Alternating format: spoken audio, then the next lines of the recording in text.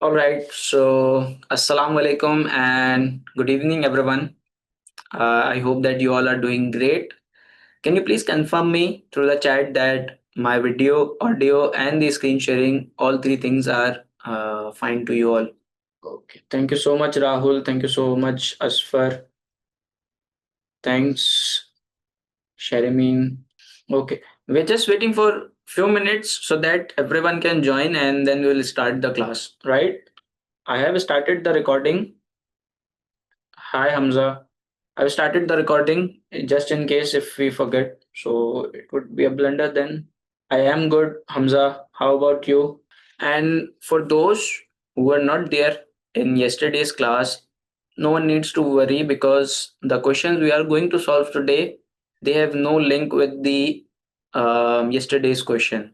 And the area like for the pre-scene, which I explained yesterday, you don't need to worry wherever the pre-scene is required to be referred.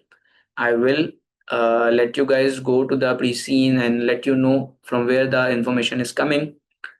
And the second thing is that you will have a better idea by this that to what extent the information is required to be referred from the pre-scene and how much your answer would be comprising from the pre-scene. Yes. So meanwhile, if anyone has any specific query, you can ask right now in the chat as well, and throughout in the session, you can discuss things with me in the chat, and you are all requested to draft the answer with me, right? Good evening, Shabnam. All right, so I guess now let us wait for 2 more minutes, like 2 to 3 minutes, and then we can start. And please confirm me that you guys have the question file with you so that you can also refer to it. Shabnam, the technical article thing is that yes, there are few, but they are not that much relevant, so you can just skip it because the anything which is related to the technical article, which you guys need to know, what we teachers do, we share it to you guys the specific information. Thank you so much, Rahul. Thank you so much, and I'm glad that these are helping you. All right, so now let's start. So yesterday we have solved question number one, part A and part B. The part B, it was a time trap and some sort of a question which was very technical or the industry specific information, which obviously we discussed that if in exam we are encountered with this kind of question, we will either leave that part for the end of the exam, or we will solve it within a allocated time as much as we can and try to grab as many marks as possible from that part, and we will move forward, right? This was our strategy. And the other thing which those students who were with me till the end, they would have realized that only one part it was very difficult, and ACCA examiner compensates you in the other parts. Like for example, if one part is very difficult, like scoring marks from that part is nearly impossible, or something is, you get clueless into it. But that doesn't mean that the whole paper is like this. The whole paper, the very next question we discussed, it was very straightforward. And even the questions which we are going to do, you will feel like that these are repetitive nature question, or the question which are very easy and marks scoring. So that means that these are the time traps from the examiner, that if the student get stuck into it, he will mess up, right? He or she will mess up. But if the student um, does one thing, that he cleverly leaves that part and move forward, then he will be in a good position to attempt a good paper, a full paper, and score good marks, right? And you will realize this thing when we will solve today's questions. So let me bring out my pen so that I can highlight things for you. So here we have, is there any question? Audio lag.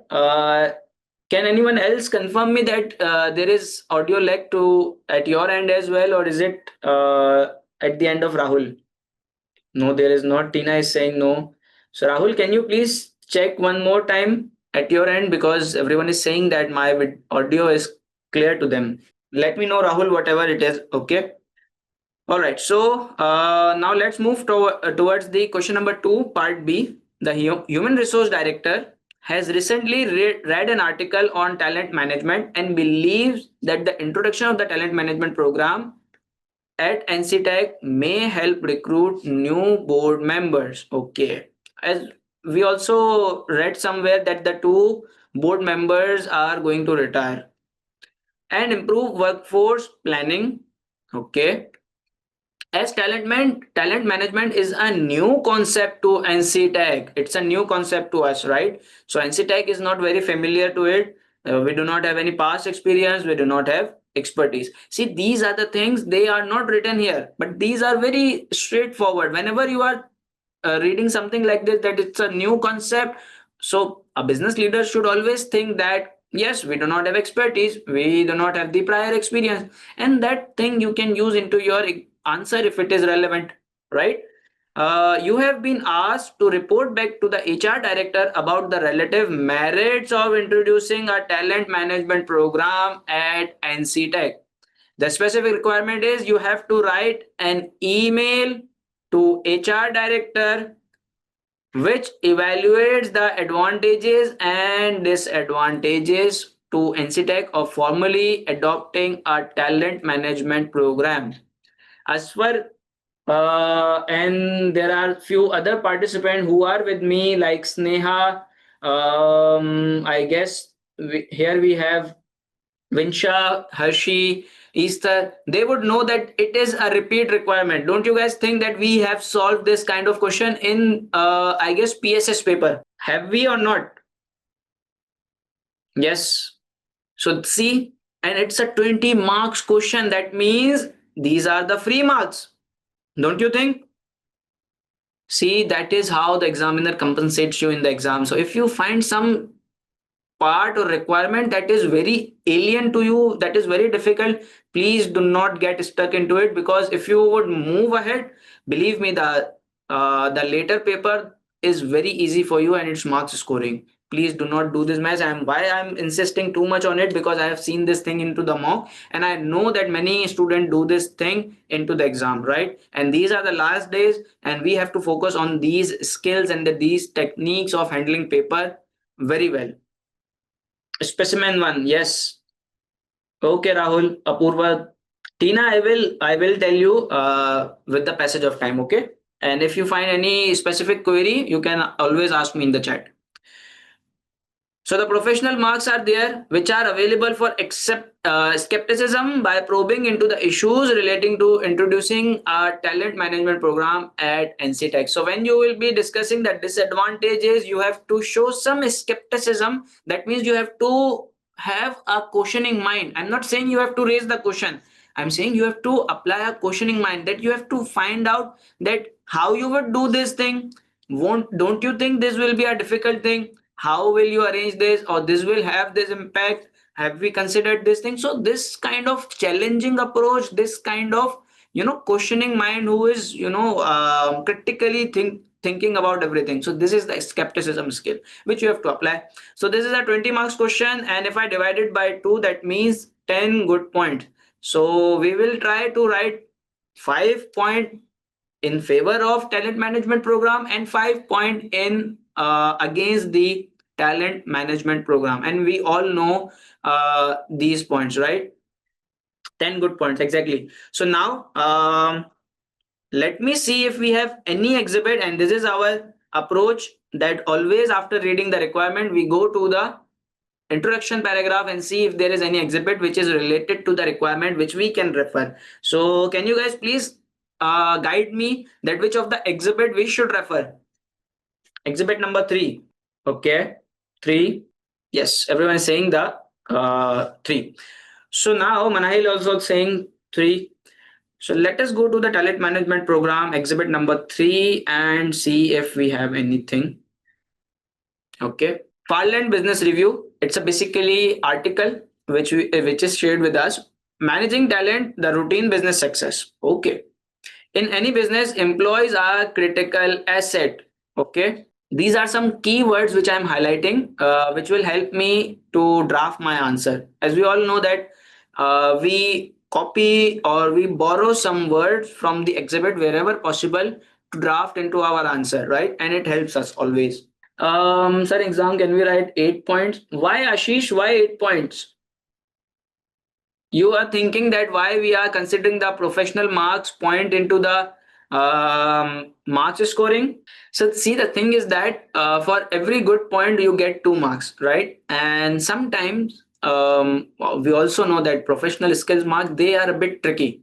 So to be on a careful side, to be on a conservative side, if you are writing an extra point or additional point, so if you are somehow lacking on the professional skill marks, you would be compensated through those marks. Number one point. And the number two reason is that when we write points in exam, we think that it's a correct point, but there is a chance that few of our points are not that correct or not that relevant. So don't you think if writing a additional point would be in favor of us? If you have time, I'm not saying that. See, this is the least followed, or I would say the approach which a student must follow. If you are having a good point more than that, and if you have time, you can write the additional point. But these are the minimum points which you should write. Okay. So who needs to be retained and improved to help deliver success. More enlightened companies tends to intentionally adopt a structured approach to management of their talented staff. Okay. Talent management seeks to attract, develop, engage, and deploy those employees who are regarded as particularly valuable to business. See the talent management program, these are the key highlights of it. First, they attract good employees, then they develop them, and then they engage and deploy them to the business operation so that they can deliver you the success. They can help you to achieve your strategy, your objectives, your mission.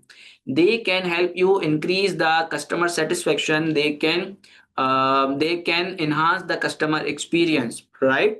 So these are the general benefits of the talent management program, which we can write in any scenario, right?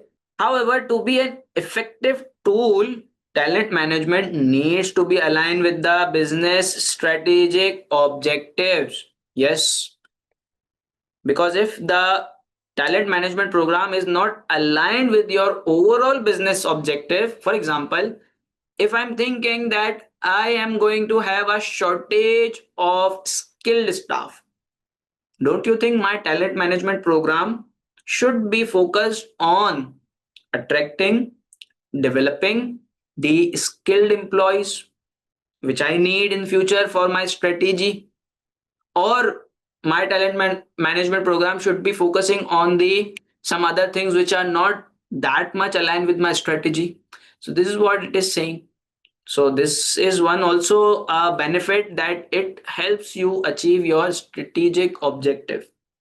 All right. By managing talent strategically, a business can develop high performance workplace, promoting a learning culture, ultimately getting the best from its employee. So, other point, this is the third point. This approach means that the employees can make really significant contribution to the business performance and help to deliver the planned strategy. Okay. See, I feel like everything is mentioned in this paragraph or this exhibit. Nothing you need to think. Everything it is telling by itself. However, talent management is not as straightforward as it may first appear, particularly if managers are not fully invested in the idea due to work pressures. There is a high turnover of disgruntled staff. What does it mean by disgruntled staff? These are the staff which are not that much interested into their development. They are happy at what place they are, or even there is a scenario that few of the staff, their talent or their nature of work is not of the nature that it can be enhanced or it can be improved, or the skill level can be widened. How? there is some unskilled labor or the factory worker or technical staff, what do you think, how much or how to what extent their skills or their productivity could be increased? There is not that much room for the enhancement. So there is a point that if you would put extra efforts onto them, it will first waste your cost and also demotivate them. They could shift to the another company. We will think about it, Rahul, later. The people currently employed are not good fit for the business. Okay, so if you have, in very first place, if your employees are not good fit for the business, then what is the point in incurring the talent management cost at them? The first step it does, you should have the relevant and suitable resources, then you can do the talent management on them, right? There may be significant challenges, but the business benefit of talent management make it worth considering. All right. So this was the exhibit, and now I need you guys to type in chat 5 benefits of the talent management program. Only the headings. I don't need you to type a full paragraph. One message, 5 point in single line. Okay. Shabnam, not like this. Not like this. Make it into the message single message, 5 points, and these 5 points somehow written here. These are very clear. Let me highlight few for you. Excellent, Hera. Excellent points. Okay, meanwhile let me draw the structure of the answer. Good, Rahul. 1 point is missing. Good, Apurva. Hema, how could the talent management can make the effective decision making, because decision making is done by the board of director. Low turnover, staff learning. Yes. So other than the decision making, all points are good. Good, Asfar. Good, Ashish. Good, Sharmeen. Sharmeen. Is it the correct pronunciation? Better efficiency, less error, better reputation. Shabnam, I believe that the better reputation is in the eyes of the other resources so that we can attract them. Yes, yes, good, Shabnam. Sneha, attracts and retain the skilled employees and lower retention rate. How the lower retention rate? No, no, no. Okay, I don't know how, but somehow our yesterday's answer got, deleted. I am not able to recover it, but anyhow, I will draft it again. Okay, thanks to Allah, it is recovered. But Sneha, these are the two same points. The lower retention and retains the skill employee and retention rate to be lower. These are the same points. Okay, so let us draw the format now. So we are writing the email to whom we are writing the email. Let us go to the requirement here, and I can copy something from here if I need to the HR director, right? It is coming from whom? It is coming from the Chelwood consultant that we are. And you know what? Have you guys ever participated in some sort of debate or speech competition in your school, colleges, where one party has to defend something and one party has to, go against it? So these kind of things are similar to it. When you are talking about the advantages, become the lawyer of something and try to give the good ideas of the good sides of it. And when you go towards the disadvantages, raise the concerns that this is the issue, this is the problem, how you would be able to, cater it. Have you ever thought about this issue? So this is how you are going to, manage these kind of questions. Subject is evaluation of talent management program. The date is, I remember it was December 2000X3, isn't it? Somehow I feel like it should be here. Yes, now formatting looks good. But believe me, in exam, you guys are not allowed to worry about or waste time on the formatting thing, right?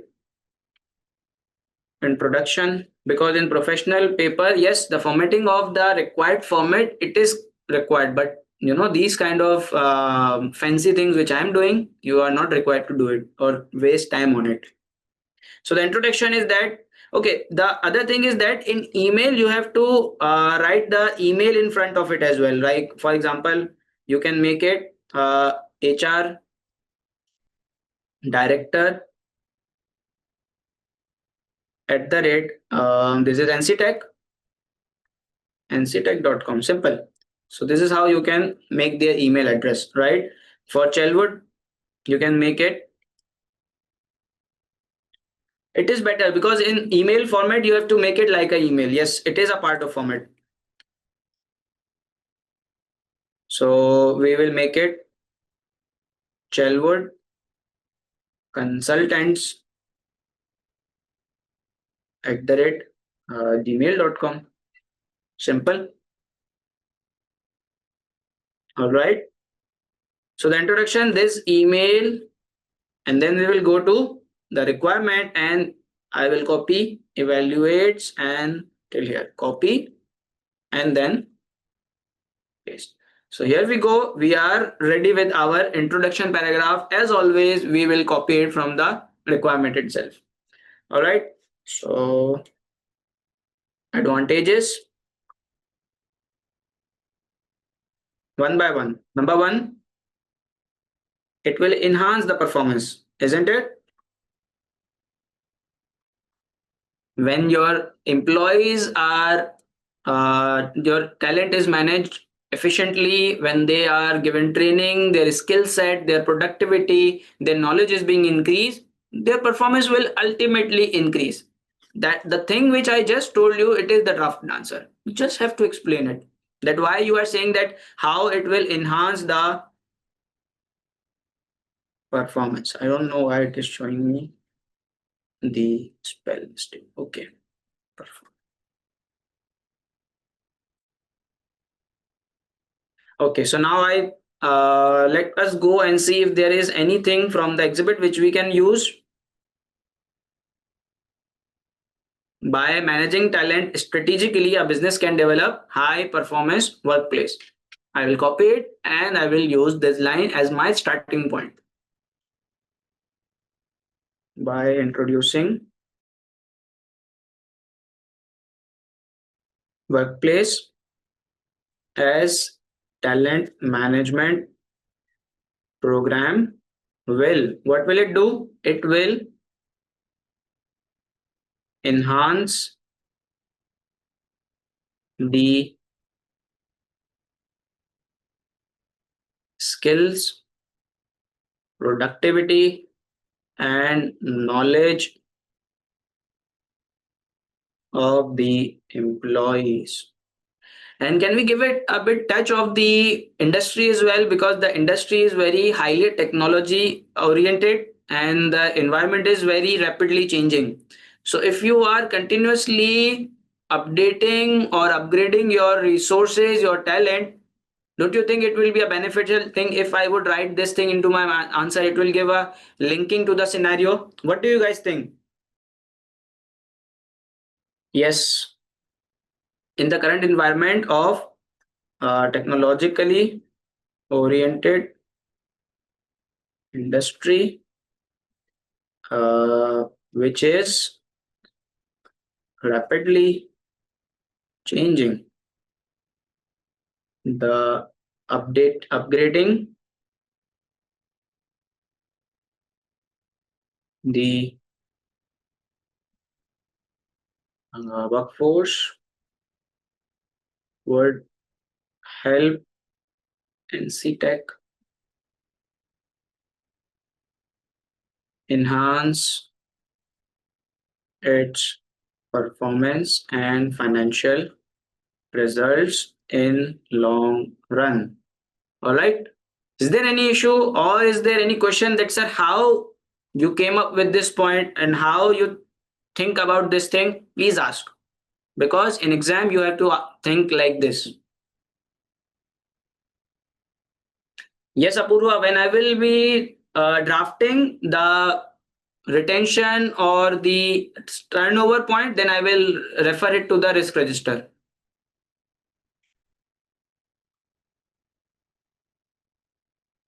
So now we have let us go to the second point.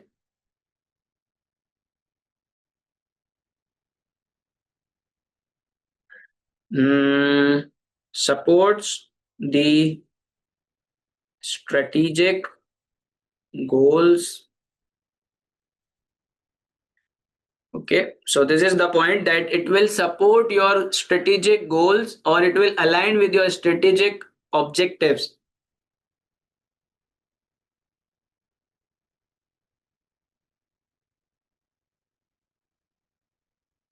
Excellent, Sneha. Very good point. Very good point. Concise, to the point, and complete. So now, how we can start this thing that it can support our strategic goals. See, talent management program, it's a whole together a strategy itself. So when you are making a strategy, you have to be very careful that your objectives, your mission for this program should be aligned with your strategic objective. But this thing you are assuming that you have to, and you have to mention it into your answer as well, that if the talent management program is planned and aligned with the strategic goals and objective, and the KPIs of the program are linked with the overall performance of the company and the success of the strategy. Again, I'm saying that the goals of talent management program, it is itself a strategy.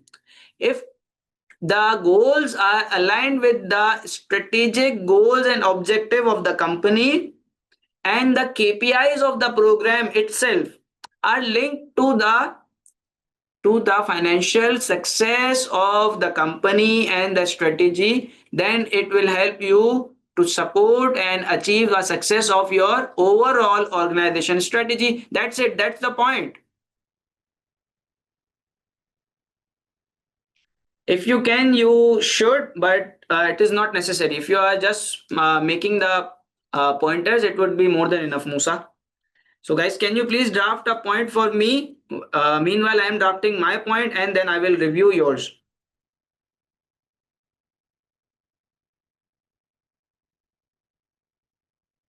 Okay, so I'm waiting for your points.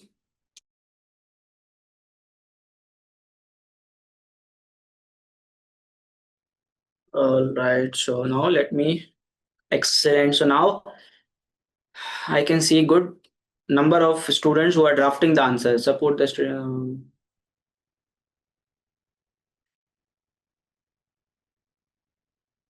Rahul, it is not a proper answer, and everything is vague. You have just mentioned the key words. It is not in the proper sentence form. Please rectify it.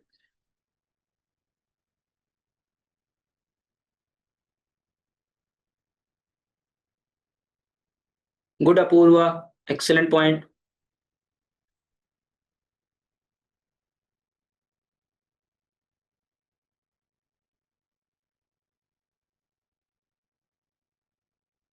Good, Ashish.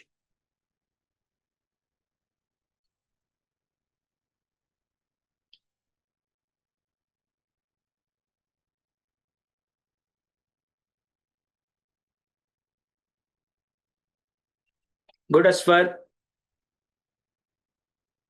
The other thing is that I believe everyone who is writing TMP right now, they will not write TMP in the exam, okay? Because you are not allowed to use the slang wording or the short forms. And that is why you would have noticed that I do not use it in my answer as well. Although I can, but just not to promote this thing into your mom, it's fine. Manail, it's fine if you have written right now, but I'm just guiding you.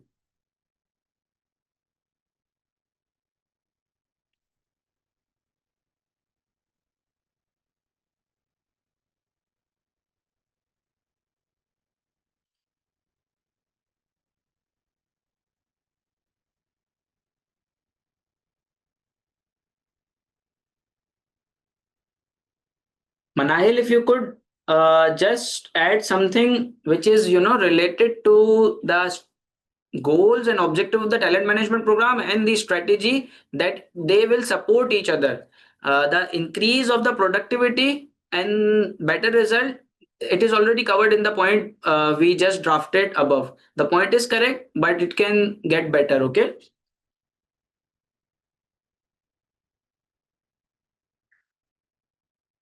Excellent, Suman. Very to the point and concise answer.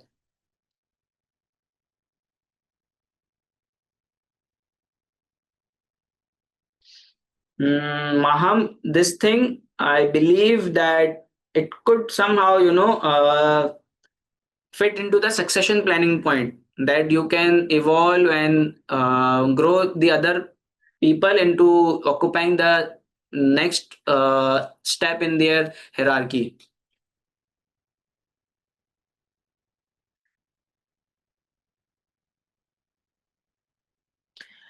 Hema, you have written the point, but I don't know how why you are talking about the retention right now when we are drafting the point about the strategy. Sneha, I guess I checked your point. Um, okay, so now let's move forward to the other point. What could be the other point? The other point is that increase in customer satisfaction. See, these are the things which just come how naturally, because if your workforce is upgraded, they are talented, they will help you achieve the strategy. They will give you the good results. They will enhance the customer satisfaction, right? So these are the very basic things. Suman, for me, it's, if you guys are drafting, 2 or 3 lines are more than enough, right? But why we say 2 or 3 lines? Because if I would say a good paragraph or 4 to 5 line, then what it happens that the students start wasting their time in exam, right? So that is why we try to request them that keep it short and concise. However, if you would see my answer, they are somehow going to like 4 or 5 lines on average, because right now I do not have any exam pressure, I do not have any time constraint, so I can do these things. But to give you better idea and show you how to draft the answer, that is why I'm drafting the more comprehensive answer, which will get shortened when you will go to the exam. So if I would make it shorten right now, you guys will make it even shorten to 1 or 1.5 line. Ira is saying something.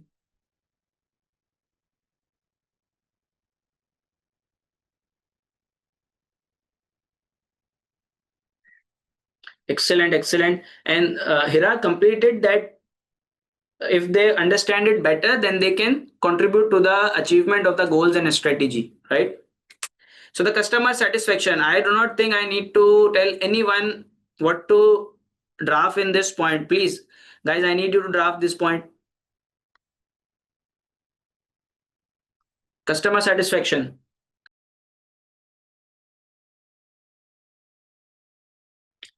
Okay, the only thing is that Hira and Rahul, you both have restricted your point or your thinking to the client communication, but also we are in the service industry. So the integral part is, the interaction with the customer. The service is being all, delivered through your workforce. So their skills, their competencies are very crucial for you, very critical for you. If they are not working properly, if they are not having the suitable competencies, they would not be able to, entertain client in a better way. So there they are actually delivering something to the client, not only the communication thing, right? So you have to mention this thing into your answer to make it even better.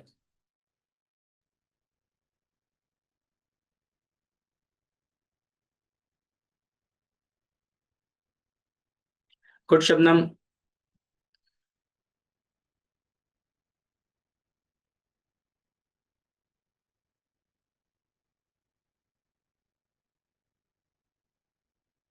Nice, Sneha. See, she has written that the quality of service provided to the customer. So this was the thing which I was looking for.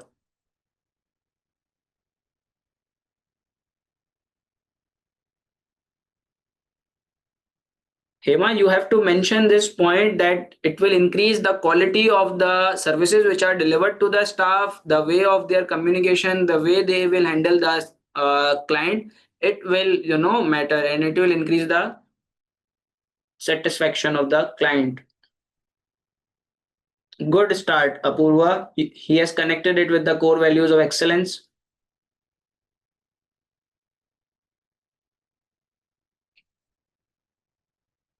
Excellent, Apurva.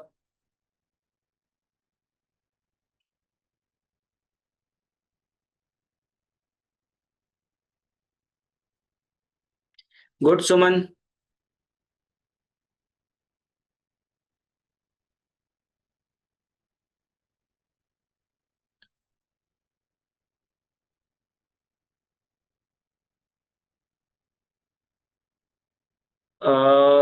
Sharmeen, it's a very, very incomplete point. Please, you have to start your point, like you have to explain that how this talent management program and why this talent management program is going to affect the customer satisfaction. So you have to link it with that. It will enhance the quality of the service because it will enhance the skills and the knowledge of the employees, and ultimately it will result on the customer satisfaction. So the proper flow should be in your answer. You are not supposed to, straight away say that it will enhance the customer satisfaction. Like how and why?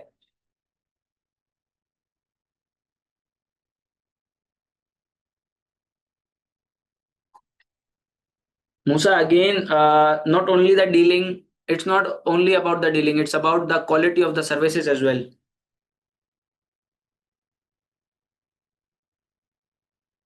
Good, Aswar.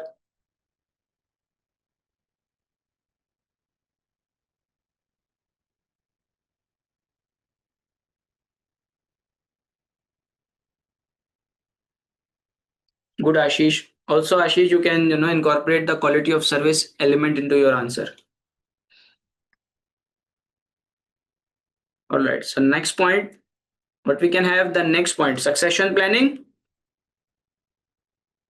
Do we all know what the succession planning is? Why I'm not giving too much time on the explanation, because we have already done this question in the PSS specimen one, right? So succession planning, I need you guys to draft the succession planning point for me.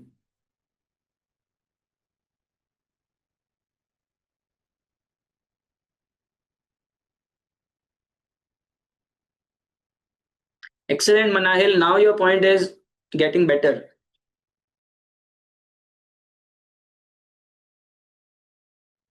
Also, you guys have to discuss the matter of two directors being retiring, right? So you can also discuss this thing into your succession planning point.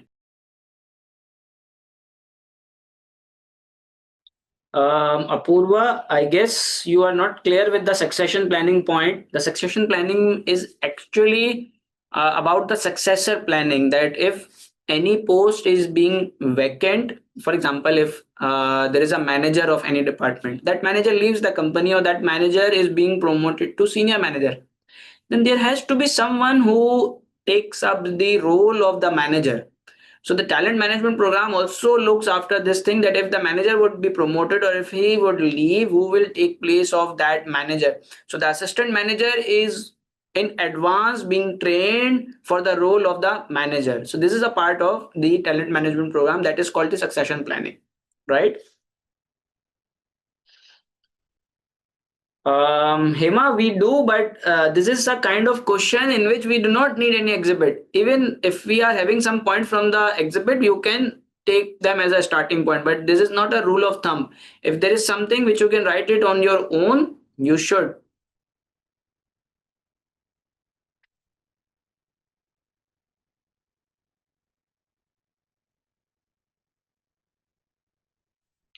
Good, Shabnam. Also, Shabnam, you can add the element of saving the cost of recruitment and advertising the employees and making the profile, these kind of things.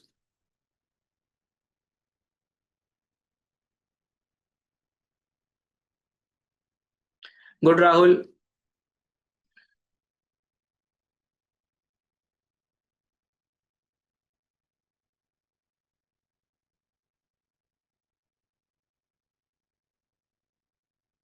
Good as far.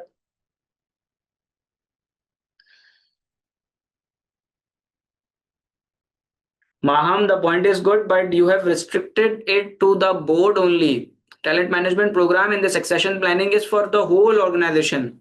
Okay, you can explain the same thing in a general way, and then you can give example that also the board of directors are retiring or the current board structure is near to the retirement. The succession planning will also help you in this regard.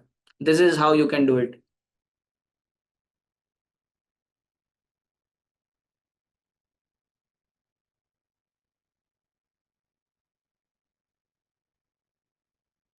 Good, Hira. Good.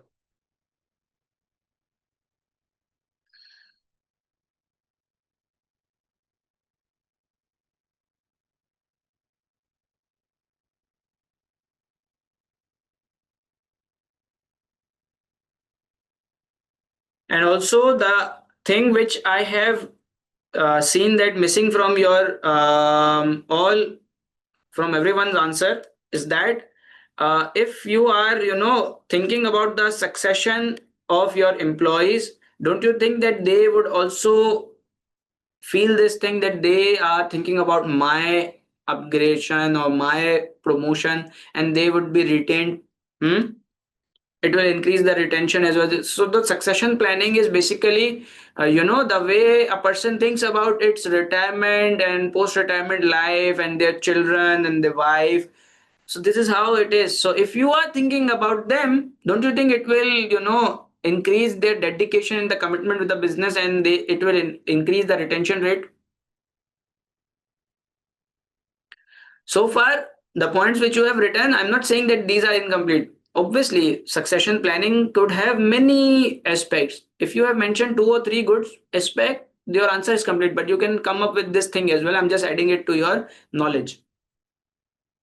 Nope, nope, nope, Shabnam. But the thing is that how their skill set could be increased and how they could be promoted to the new post. For for company, it is the filling of the vacancy. For employee, it is the promotion to the new role, to the advanced role, to the new skill set role. Okay. Now, what else point do we have?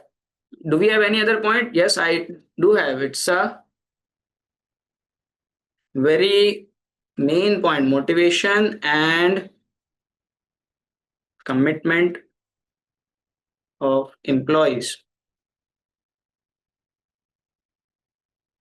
See, we can do one more thing. Somehow, I have missed this thing. If I've missed some point in the succession planning which is related to the motivation and the commitment and dedication, I can just in a very small sentence I could mention that talent management program also covers or include the succession planning, and it will also have the impact on the motivation and the dedication of the employee. And that's it. I have included this point into my motivation heading. See how flexible this paper is. No, Musa, I'm just giving the example. I was just giving the example that the way a person thinks about its retirement and he cares about the other person, in the same way the company is thinking about him. So it's his role, his promotion. So don't you think it would be a good thing for him? It would be a motivational thing for him? Nope, nope. Apurva talent management program, they are saying that we would start this comprehensive program into our own company. Okay, so now I need you guys to draft a point for the motivation. Can you guys please do it for me?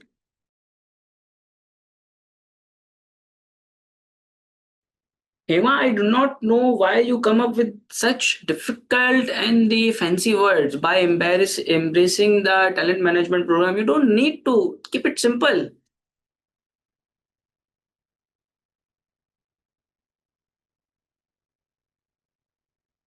Yes, Suman, correct.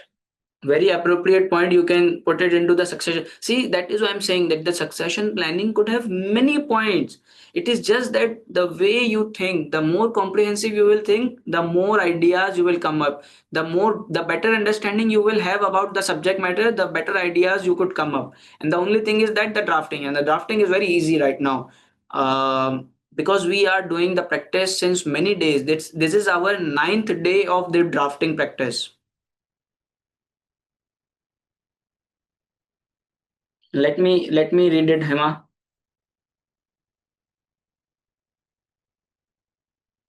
Nothing is wrong in the point.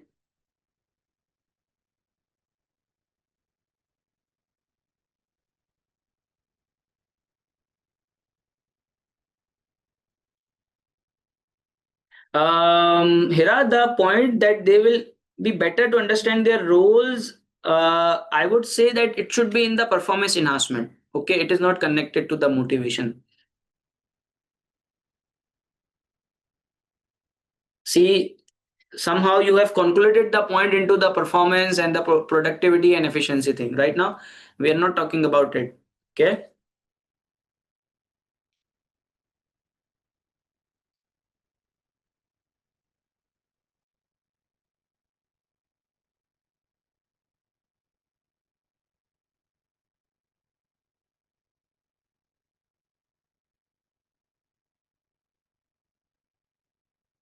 So when somehow the point is not very clear that how it is, targeted towards the talent motivation thing. If you guys can read my point and see how I have linked all things to the motivation and why they will be motivated. You have to actually explain that why and how they are being motivated. This I know that you are saying that they would be motivated and they would be retained.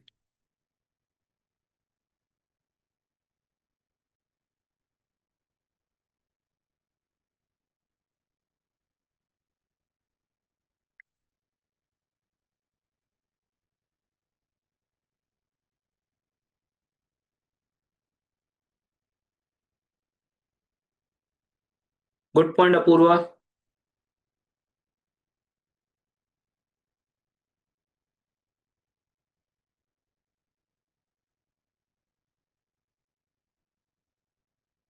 Good point, Musa.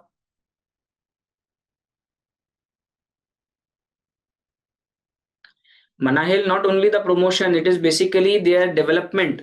Okay. So when you are developing someone, that person gets motivated and dedicated towards your achievement.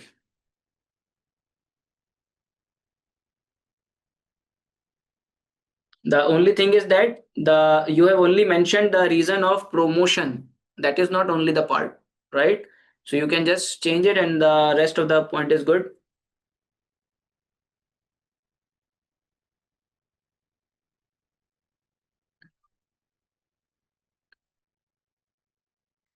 Again, understand the skills and talent would ultimately motivate them. Not really appealing, Sneha. This is something which is related to their performance, not directly to the motivation.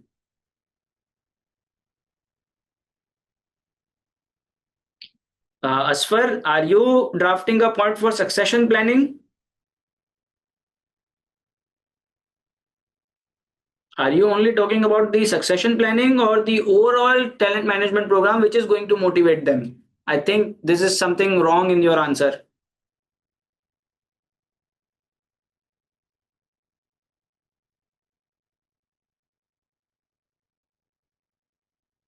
Shabnam, the point is not complete. Where is the motivation point?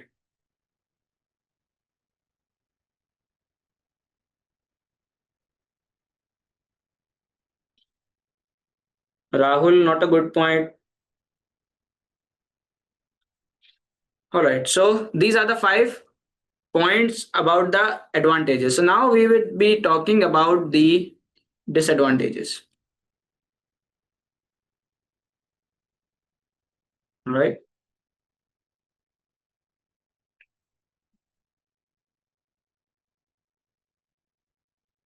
So the first and the very important disadvantage is now I need you guys to one message, single message 5 disadvantages in the chat.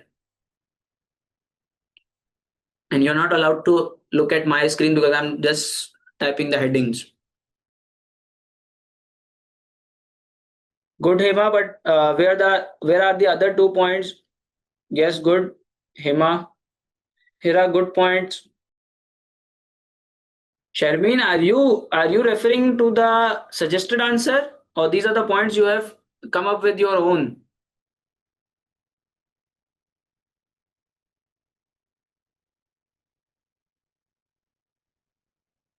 Apurva, expensive is correct, time consuming, required dedicated staff, but benchmark decision making, I don't know how. Cost increment, employee working hour. Yes, Hema, good.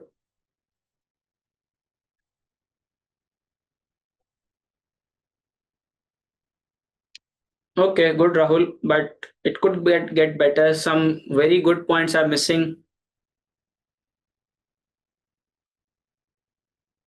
Okay, all right.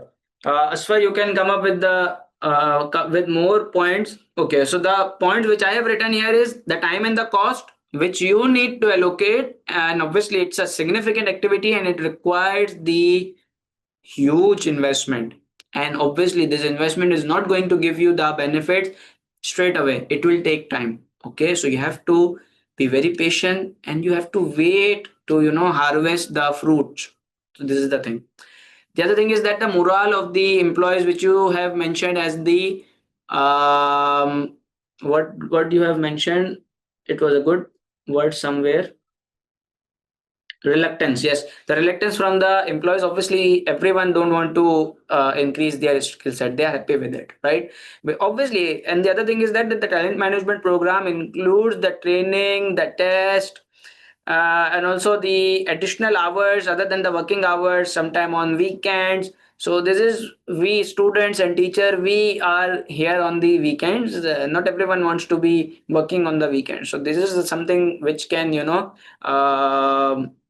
cause to the reluctance from the employees, and it could be due to these issues which I just described. It could be because of they feel like we are already too much trained, or there is no room for the improvement in our area or the field. Why do we need to focus on it? The training need is that it is very crucial that how you plan the training program. You have to identify first the training needs which are aligned with your strategy, and then you have to plan the training programs, the manual, the trainer, and everything. It's a big hassle, right?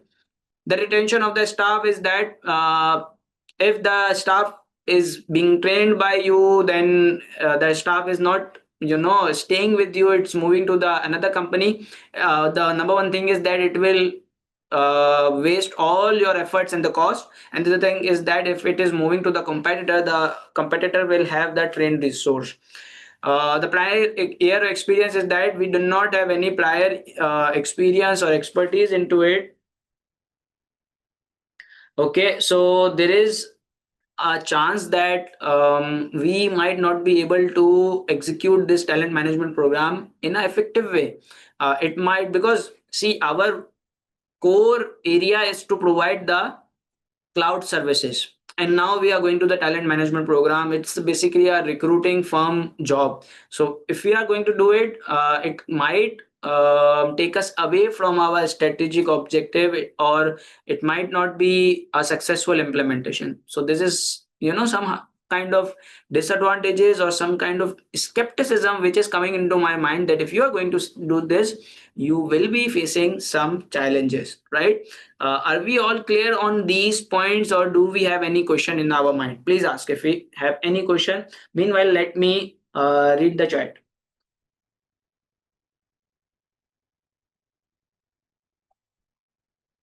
Okay.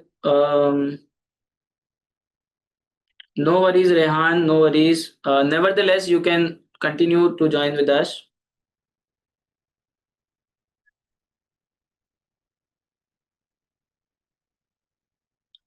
Uninnovativeness of senior management, Manahil.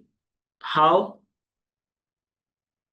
Retention thing is that, see, Shabnam, for example, if you are being trained with one organization, and then you think that now I am being trained, now my skill set is upgraded, I deserve a raise, I deserve a promotion, and the company is might be giving you the very little raise or not the promotion, then you would say, now I will leave you, I'll go to the another company. And obviously the jump or the promotion by switching the company is always greater than being into the same company, because internal growth is always slow. This is the thing which I have personally observed in the corporate culture, and also being seconded by the other people as well, that when you switch the organization, the jump or the raise is very high, so they can think like this.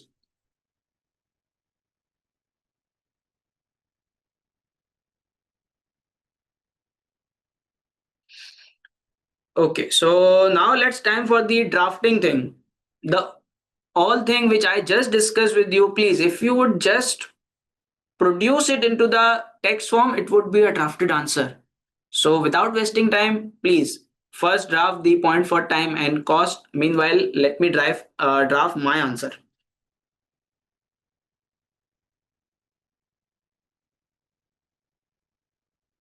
Like you are saying that if the senior management would not be able to execute the talent management program properly, it would be of no use, right, Manahil?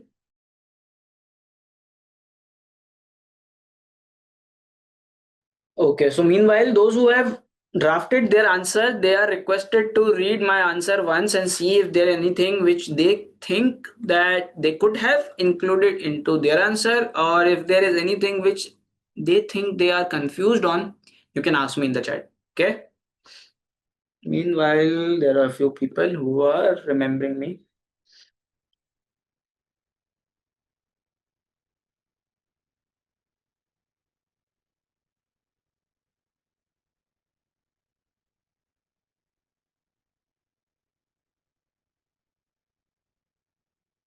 Apurva, the starting is very good. The point is very good. But the conclusion you have given that it is better to find investment. Is it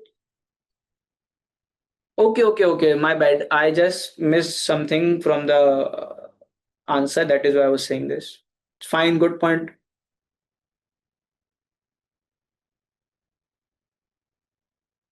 Good, Tamur.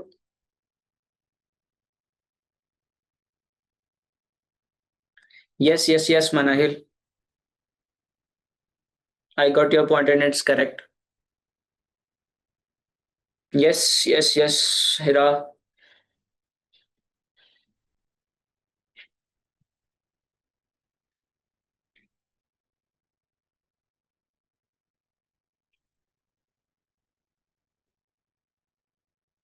Exactly, Sneha. Good point. Okay. So meanwhile, I'm drafting the other point, and then I will come and again read your points and give comments on it.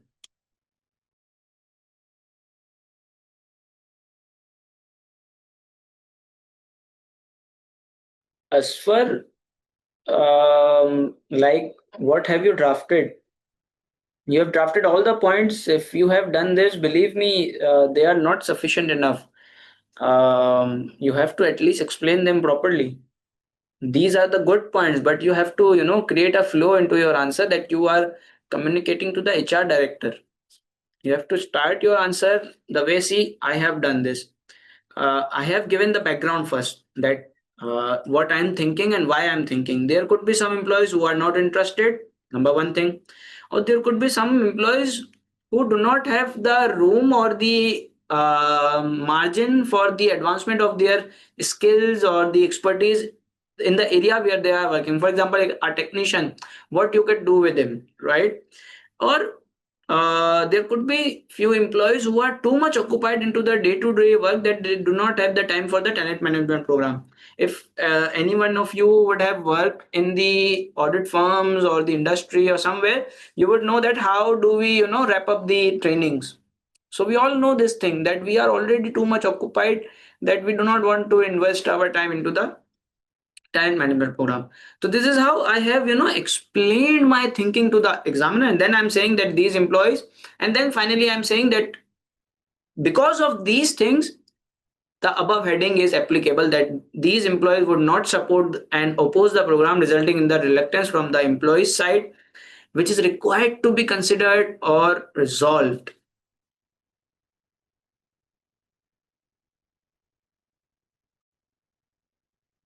Hira, there would be. I'm saying it would be.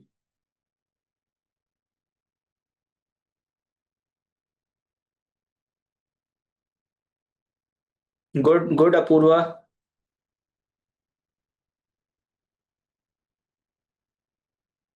Yes, nice. Excellent point, Apurva. Sneha, I guess you drafted the answer above. Yes, no, it was not you.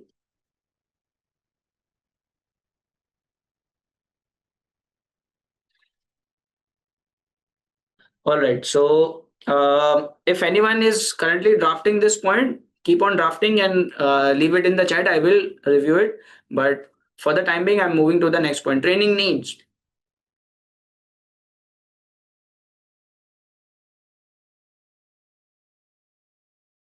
Good, Taimur.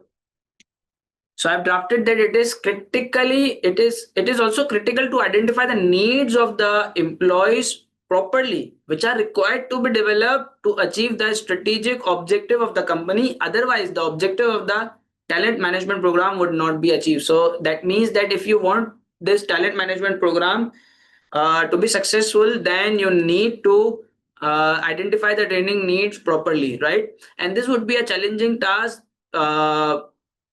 because because different employees would have different needs, and if it does go wrong, the whole program would be of no use. Let me just give a minute. I have to talk. My mom is calling me. Okay, so really sorry for the break. Obviously, home minister, you cannot say anything. Good, good, Apurva.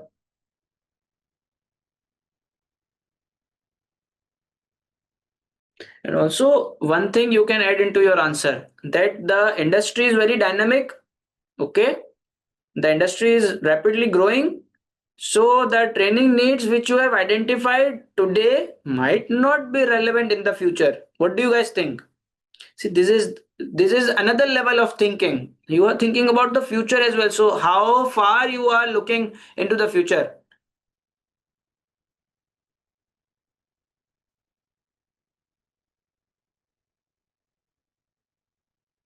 Yes, Suman, you can put this as an assumption, and you can make a point that there might be a thing that the talent management program is not being carried out properly. It's fine. Which one, Apurva? The one which I just said. If you want to make it a separate point, that the dynamic nature of the industry, you can make it. If you want to, include in the training needs, it's totally fine, because the thing is that your examiner is not going to give you marks on the headings. Basically, these headings are for us to have a structured answer to control the answer. So if you are, for example, if you are mentioning 3 points into a single heading, they will be considered 3 points. Okay. Okay, so the retention of staff, I remember there was someone who pointed out something from the pre-scene, that the staff retention is. Yes, yes, yes, yes, Apurva. So the staff retention, the retention of the trained staff. So when I'm saying that there is a chance that the employee would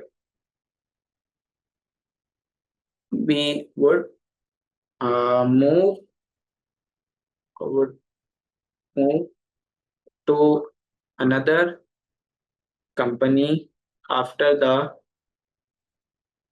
after getting the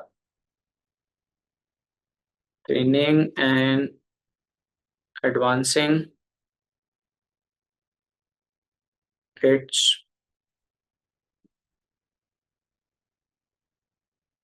skills, knowledge, and competencies. All right, this will result in waste of time and cost being incurred on that employee. And do we have any idea about the staff turnover? Let us see somewhere if it was mentioned in the pre-scene.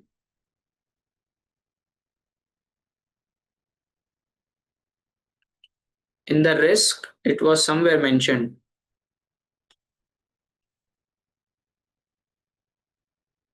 Yes, loss of key personnel, bypassing. So this is also your principal risk as well.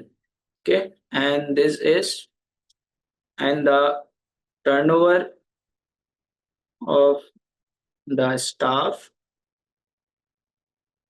is your principal risk as well. So this should be considered, that how it would be addressed.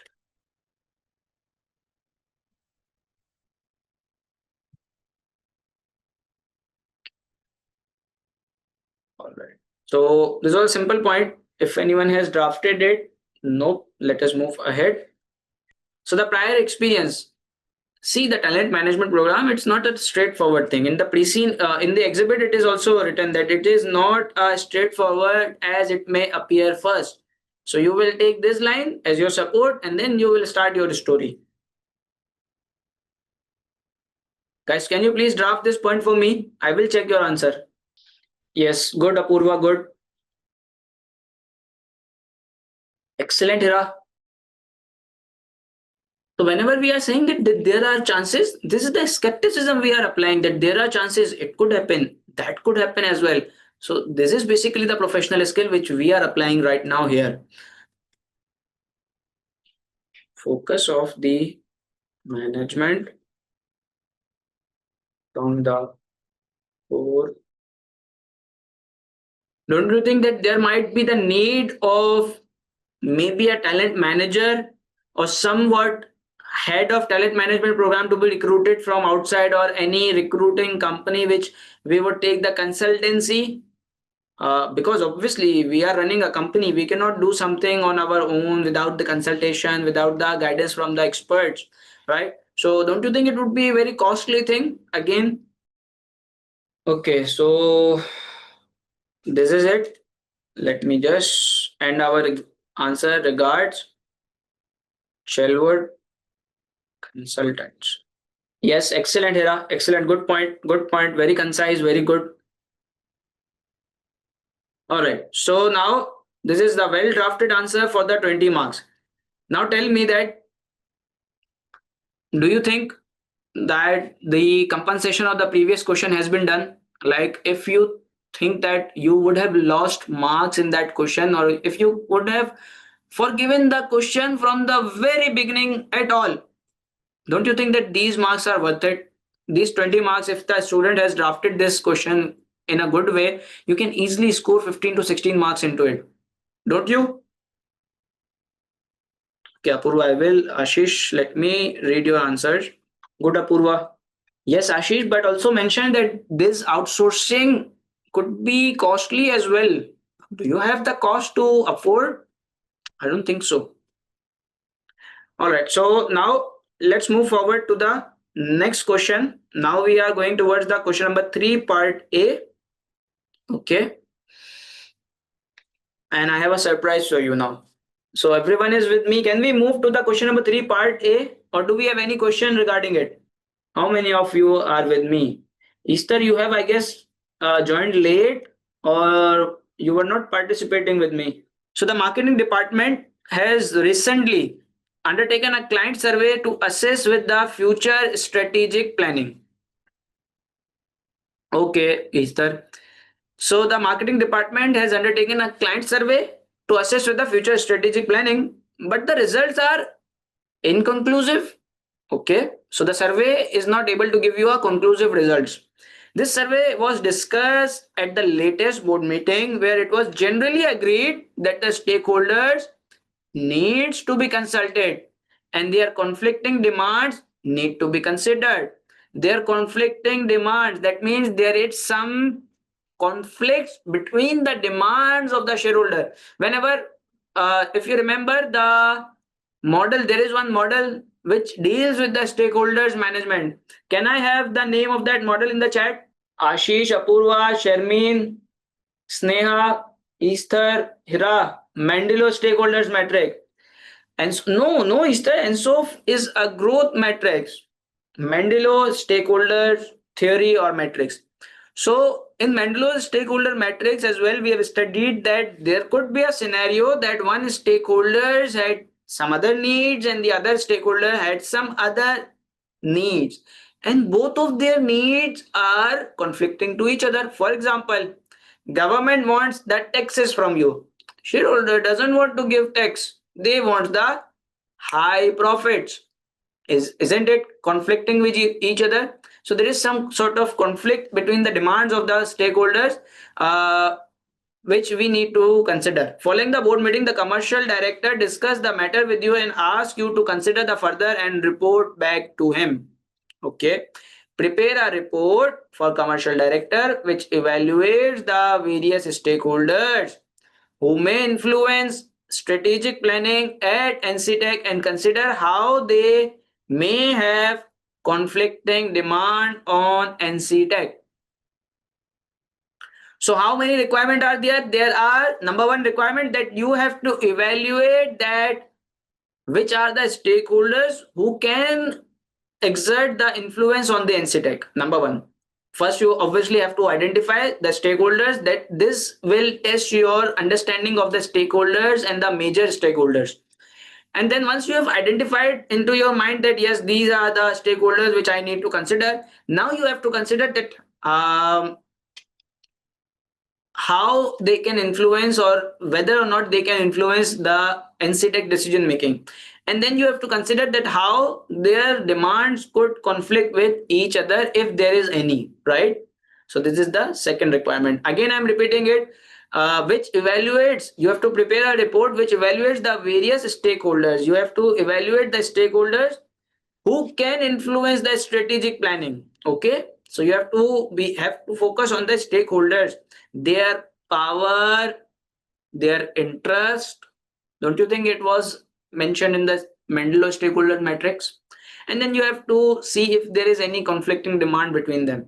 Do we have any professional marks? Yes, we do have for demonstrating the evaluation by appraising the influence of the stakeholders having over the strategic planning. So when you are talking about the power, you would be discussing these 4 marks, right? So this is again a 18 marks question, right? And I feel like it is again a very easy and a juicy question from which you can score a very good marks. Don't you guys think that it is a very good or easy question? It's a very easy topic. Leave everything, the technological aspect or the industry. In any industry, this is a easy topic. So far the first part was easy. Part B, it was the hell for us. And the question number part A, part B, again these are the free marks. Can you guys please confirm me this?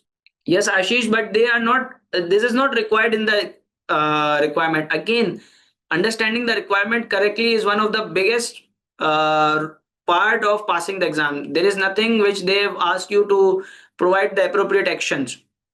Ashish? So that is how you need to, handle your paper. You don't need to panic over one requirement because that one requirement could make you lose all the marks, right? Let us go to the exhibit. Is there any exhibit which we need to read? Is there any exhibit? No, not at all, Ashish, because they have not asked us to, give the appropriate action. We could generally say that we should not, we should care about them or we should keep them satisfied based on their influence or the power, but we are not required to give the actions. Exhibit number 4. All right. So let's move to the exhibit 4 and see if we have anything. Board transcript. Marketing director, what is he saying?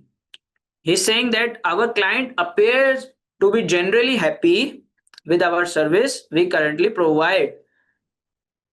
Evidence from a recent client survey undertaken by my department, and they are not demanding anything new from us.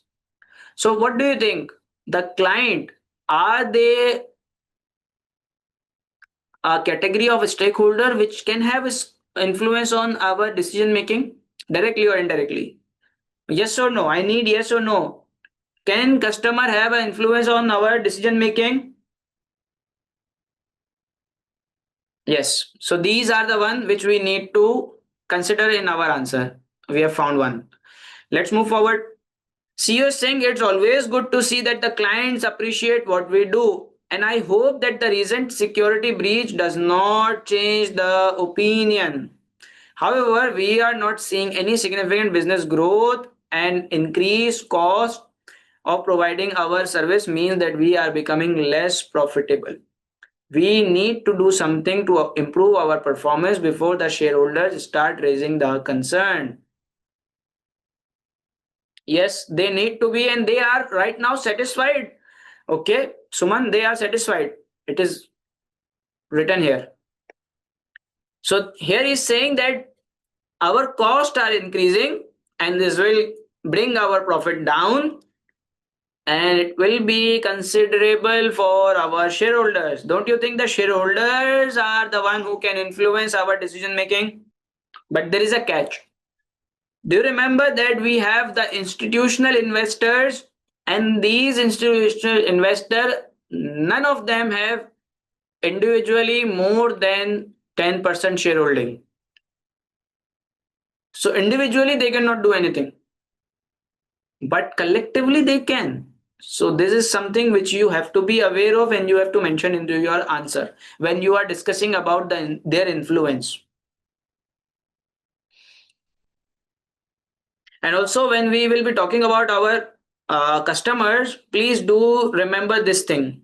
Somehow we will try to discuss it if we would see it, if we would think that it is appropriate to do so. Commercial regulatory, we need to consult the number of influential stakeholders before we make any fundamental changes to our business model or move to a different strategic direction. Okay, thank you so much for telling us. I agree. The current IAS infrastructure is complex and difficult to manage on a daily basis. Developing into PAS SaaS may look straightforward on paper, but the resourcing, technological, and security issue would be very significant and costly. I'm not saying it cannot be done, but we should not rush into any major decision without fully appraising the impact on our current business operation, the short to medium. So they are basically thinking to go to the PAAS and SAAS model, and they are evaluating that what would be the impact on the major stakeholders. So I think the customers would be happy if you are increasing your range of services. The shareholders would be happy if they are getting the profit. But don't you think that you need additional finance for this? He's saying you need what you need. You need resourcing, technological, security. Also, you need the infrastructure as well, right? So these need the finances. Finance director is saying from a purely financial perspective, I am afraid that there are limited funds able to invest in the business. We should we want to further develop our current business model or attempt something new? See this thing? I know that our institutional shareholder always wants to see higher return on the investment and they expect better share price from performance, particularly as things appear to have deteriorated recently. However, it is also vital that we consider the conflicting demand from the different influential stakeholder group before deciding on to our next strategy. Okay. on way that we could engage one way that we could engage with and become more responsive to our different stakeholders is by adopting an integrated reporting framework. An integrated reporting framework explore how value is created. This help improve communication as it covered number of key areas of business performance called capitals, which are of the interest of different stakeholders group. Okay, so there is some discussion about the integrated reporting. I have experience of integrated reporting in my last job, marketing director is saying. So I would be happy to take the lead on this, particularly as my team are in regular contact with a wide range of NCTech stakeholder. Thank you. That will be most helpful. We look forward to your presentation on the integrated reporting at the next board meeting. And this is the question number 3 part. All right. So here is the information related to our stakeholders. And these are our major stakeholders which we need to consider. So first I need you guys to type in the chat single paragraph or single chat all major stakeholders which we need to consider in our answer. I know there are many stakeholders, but what are the stakeholders we need to consider? If you want me to go to the requirement and show you the requirement, let me do this.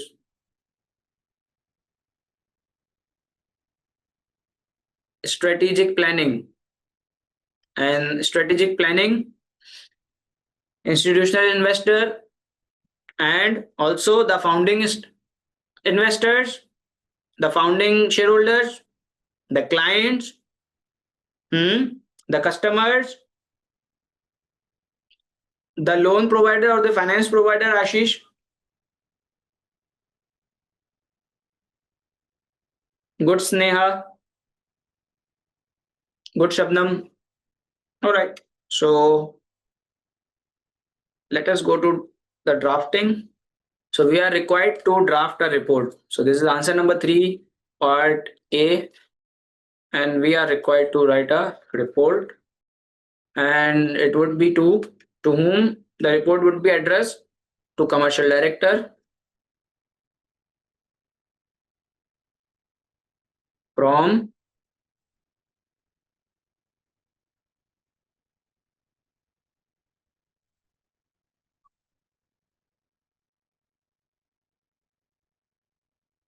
what could be the subject? What could be the subject? No, no, Purva. This is not the case. So the subject is evaluation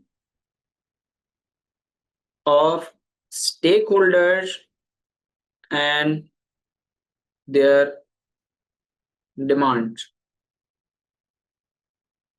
Right? The date is December 2000X3.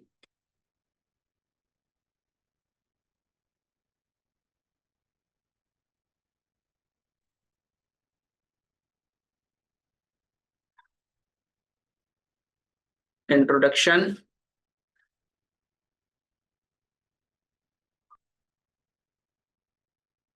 This report, and what we will do after this report, we will go to the requirement and I will copy from here, evaluates the various stakeholders who may have the influence on the strategic planning of the NCTech and consider how they may have the conflicting demands.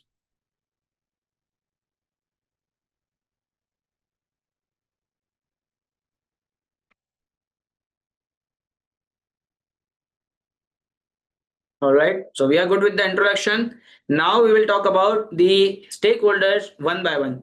So first I'm going to talk about the institutional investors.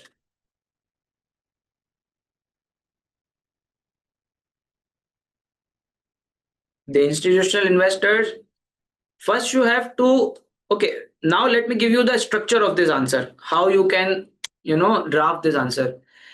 Obviously, whenever we talk about the stakeholders, the first thing comes into our mind is the Mendelow's stakeholders matrix. So the Mendelow's stakeholders matrix always function upon two things. Number one, the power of the stakeholder and its interest. Yes. So while drafting your answer, you have to focus on these two things so that you can come up with the evaluation of the influence. If you need to evaluate the influence of any stakeholder, look at their power and their interest. Obviously, the institutional investor, as said by the which director, as said by the chair, that they always expect the better return on their investment and the performance of the share price. So their interest is high. When I talk about their influence is not that much high because they do not have the majority shareholding individually, but collectively they can exert the pressure on you. Right now, their demand is only that they need the high profits, returns, and the performance of the share price. That's it. That's the evaluation. And we will consider if we have any conflicting demand between them at the later stages. If we would draft the when we would be drafting the needs of the stakeholders, and then if we see that any of the need is conflicting with each other, then we will mention it simply. So, are you guys getting that how we are going to draft the Are you guys getting the drafting technique or the trick of drafting? Ashish, there are two kinds of shareholders. The one is the institutional shareholders, and the other thing is that the other shareholders are the three founding members. They are on the board. Suman, you have to judge their influence based on their power, how they can, exert the power. Some can exert the power through their shareholding. Some can exert the power through their finances. Some can exert the power through their resources, through their expertise, like board of director, they can leave you. The employees, they can leave you. The clients, they stop buying from you. So they always exert the power from the thing which are in their control. All right. So now let us evaluate the institutional investor. I need you guys to draft the interest and the influence of the institutional investor. Based on it, you will say that how much influence do they have, and at the end, you will say that what they are demanding. That's it. So please, in the chat, your answers. And if you guys need a break, we can have a break of like 10 minutes. I guess for namaz or something. Yes. Okay, so we can have a break of 10 minutes and we will resume at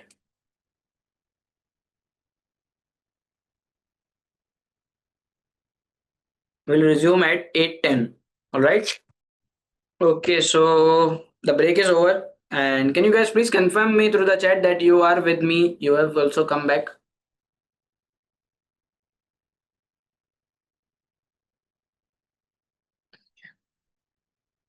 Perfect, perfect. Thank you so much. Thank you so much. So now we were discussing about the what we were discussing about the stakeholders, right?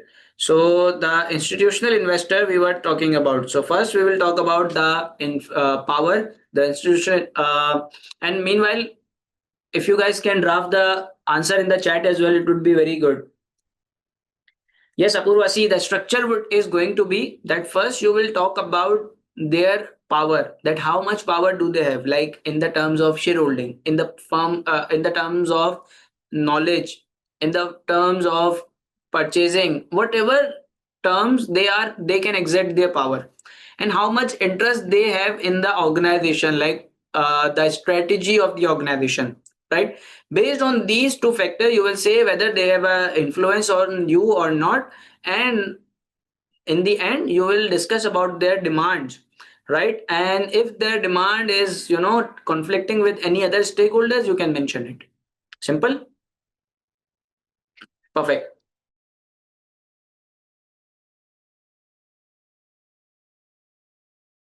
All right. So meanwhile, those who have drafted their answer into the chat, they can see my answer as well, and see how I have drafted. And if you have any reservation, you can ask. Good, Ashish. Ashish, I was thinking that you are not attending the live classes and somehow you were behind the weekly progress as well in some of the weeks. So I was really worried, but today's after looking at your performance, I can, relax a bit that you are on a good track. But that doesn't mean that you are not going to put efforts from now onwards and feel relaxed. Okay. Neha, have you mentioned the interest point into your answer and the demand? I feel like it is missing.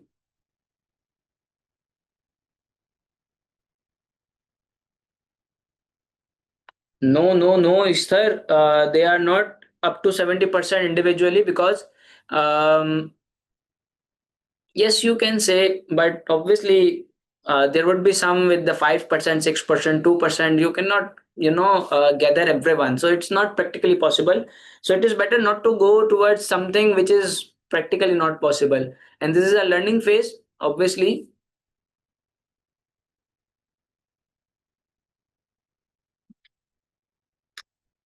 Rest of the point is good.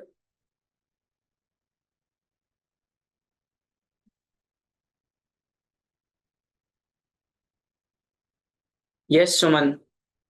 Okay, all right. So let us move forward to the second stakeholders group. Apurva, I will read your answer. So the second group is the founding shareholder. These are the people who hold 30% of the shareholding, right? So these are the major shareholders. Again, the same way you have to do the evaluation. Good, Apurva. Good, Apurva. You have come up with the conflict as well. Whereas my strategy was that I will not put the conflict into this heading, but I will put the conflict in the other stakeholders heading. Like for example, if institutional investors are having the conflict with the employees, I can put the conflict in either of the heading, right? So right now you have mentioned it is correct. Government can be shareholders, but there is nothing, no information regarding this is mentioned. So we are not going to assume. So the founding shareholder,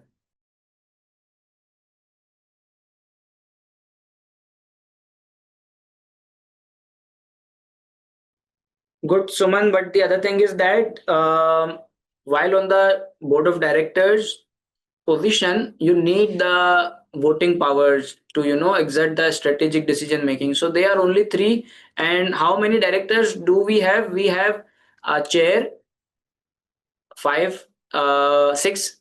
I guess yes. Somewhere, let us go to the pre-scene and see how many we have directors on the board. I guess 15 somewhere.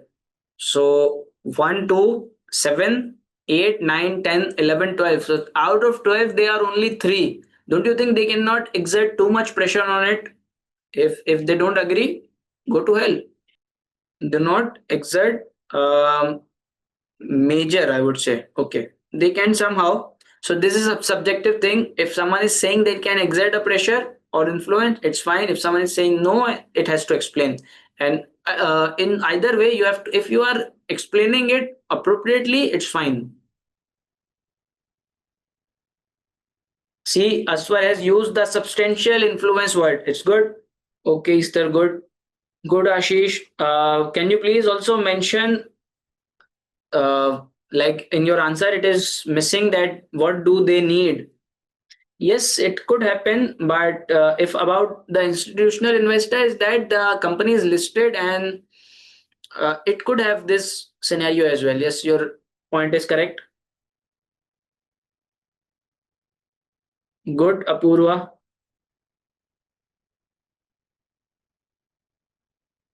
Yes, see, the thing is that they are not in the controlling position. Even if they have the substantial influence, but they are not in a controlling position. This is the good thing Apurva has mentioned. So he is coming up with the consolidation mindset. Yeah, right? Good, good, good, Apurva. Yes, see the point which Hira has mentioned that they would be interested in increasing their own wealth rather than the other all shareholders. So, right, everyone, good points overall. Let's move forward. The other shareholders we have is clients or customers. What do you think? Are they in a Okay, I'm talking about the collective basis, right? I'm not talking about one customer. So on the collective basis, don't what do you think? What are the interest? What are the power and the collective demand of the clients and the customers? Let's go.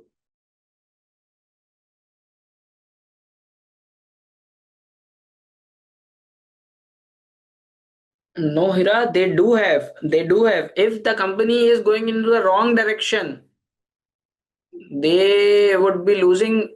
For example, if you are right now using one product and you are satisfied with this company, and somehow one day you come to know that the product or the company is no more operating efficiently, or their services are not that good right now, their prices are high, don't you think that you would be affected by this? You have to it is very easy to say that we will move to another service provider, but it is in this industry or in any industry, when you say that we will move to another company or the another supplier, you have to evaluate the supplier, you have to do the negotiation, you have to check the quality, you have to check the trust, security, everything.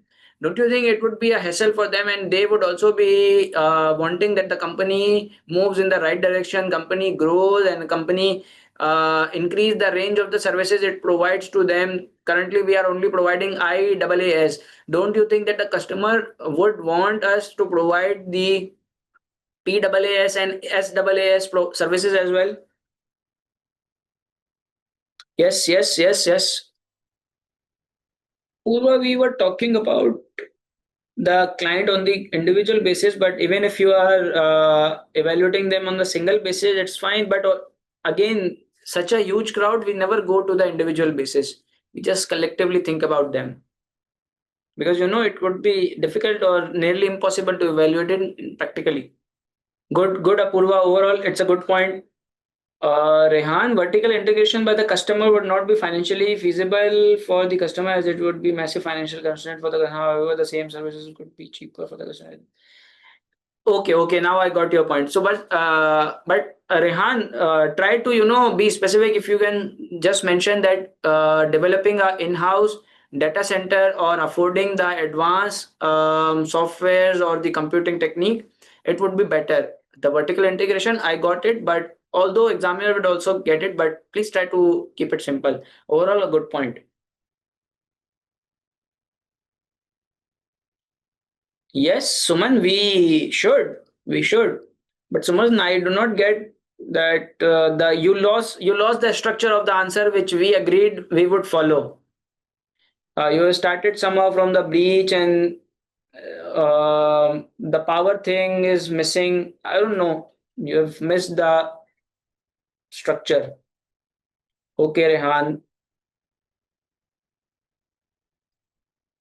Sneha, why customer interest is low? Why they are losing interest in your product? Have you read it somewhere? Otherwise, the point is good, Sneha. So the next point is about whom? Can we discuss board of directors?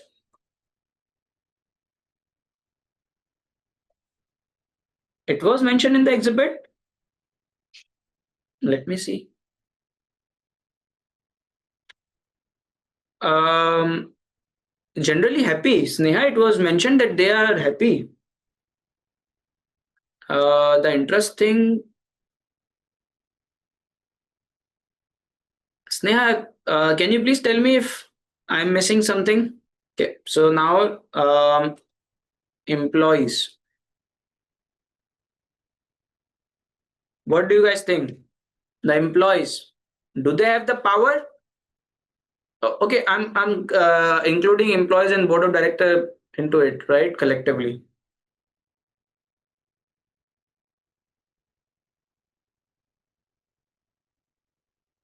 So the employees, I need you guys to draft the point for the employees, because see, employees do have the interest.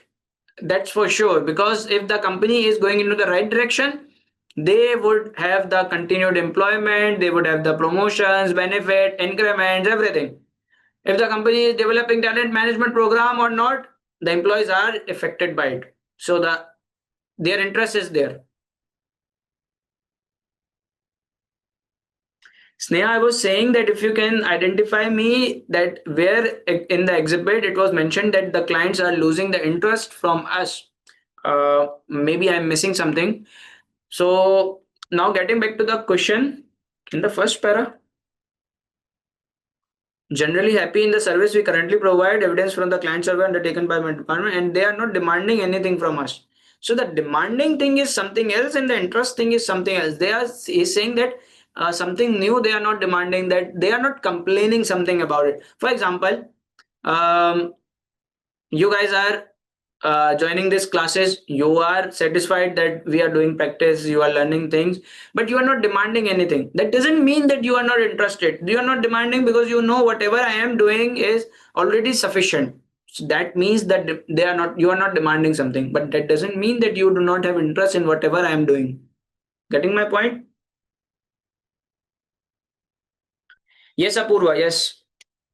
Yes. Employee do have the high power because okay, it depends again. The employees who have the technical skills, who are not easily replaceable, they would have their say.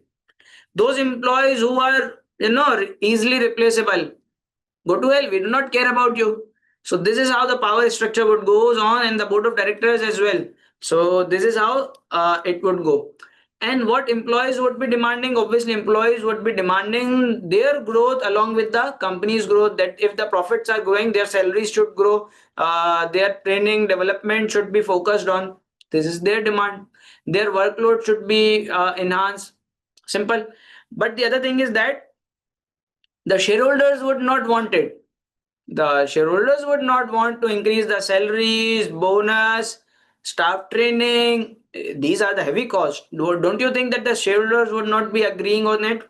And the board of directors, what do you think that the board of directors, there could be some people on the board who would be against the talent management program? That no, it's not our core competencies, it's not our area, we should not, you know, think about it, we should not put efforts into it. They are scared. They are scared. Okay.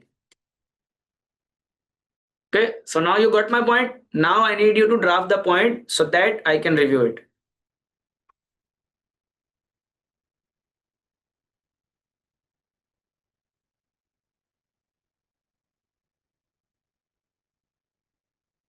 Manahil is not drafting the answers. Maham is not drafting the answer. Are they in the chat? Yes, they are in the meeting. Shabnam is not drafting. Shabnam is not. Taimur, you are sometime drafting, sometime not. Why?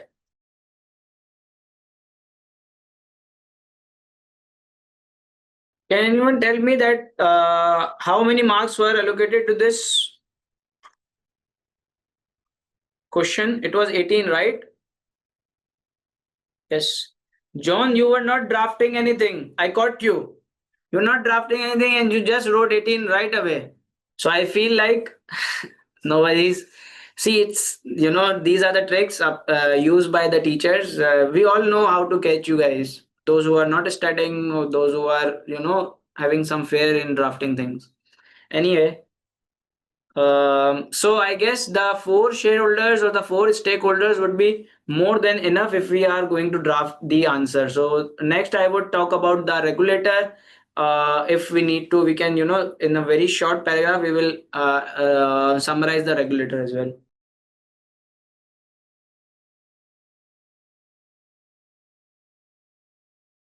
But someone also conclude that what do they demand? And I guess you have mentioned, but if I'm missing, please ignore. If you have not mentioned, then please mention what do they demand and how their demand can be conflicting to the other stakeholders.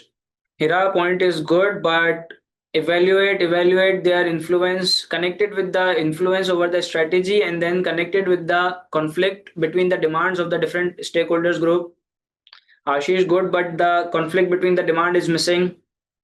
Good Rehan, again the demand point is missing. Conflict between the demands. Good point, Apurva CPD. Excellent point, Apurva. Excellent. Guys, can you tell me one thing, that what if in the exam you are not able to identify the power is high or low? What will you do? Will you waste time thinking 10 minutes, 20 minutes on whether the power is high or low? If I would be in your place, I would apply my best assumption and I would mention it into exam, that what I have thought and why I am mentioning it as high or low, and then I will move forward, because it's a subjective paper. Whatever I am thinking could be correct if it is relevant, and if it is totally not incorrect, right? For example, the way we talked about one, the other three shareholders, founding shareholder, I told it that these are not major shareholder, but you told that they have the influence. And I, at not on a single comment I said that it's wrong. Why? Because it's a subjective paper and you guys explained it thoroughly, that why you are saying that they have the major shareholding. So that is how the flexible paper this is, and why I'm telling you this, because you guys will not waste your precious time in the exam on these kind of subjective things, right? Sneha, not all the employees which are not replaceable easily have the great influence. Okay, you have somehow mentioned it in the later part. Good point. Individually also, Manahil, some of the employees are in the position they can exert the pressure, like senior management person, board of director, and these can. Yes. You have mentioned it in the later part. Correct. Manahil, where is the part about their needs and the conflict of the needs between the stakeholders? Manahil, the thing is that the employees want the CPD, the continued professional development. They need a raise in salary. They need a increment bonuses. Shareholder doesn't want to give this. They want profits. Also, the directors, there could be some directors, they would be of the viewpoint that we are not responsible for the development of the employees, we do not have this responsibility. Don't you think there would be other conflicts in their demands? This is how it is. Yes, Apurva. Yes, Ashish. Yes, this is what I was trying to explain. um if it is medium, there is no medium thing. You have to choose or pick either of the thing, and whenever it is like choosing the, when you are stuck in something, always think that if that stakeholder is not being kept happy, can that stakeholder give you any harm? If yes, he has the high power. There is nothing medium. Either he can harm you, he or she can harm you, or he or she cannot. If he can harm you, high power. If he cannot, low power. Simple. All right, so the next is, what we have next. We are done with the employees, clients, and we will talk about the government.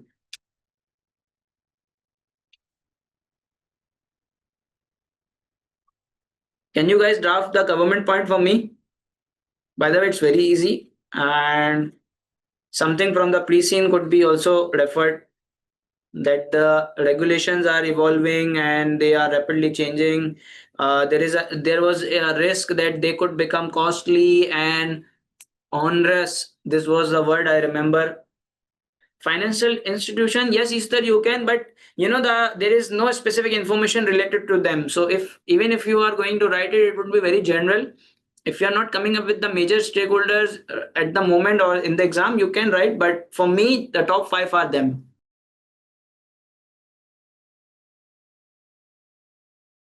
Yeah, all right.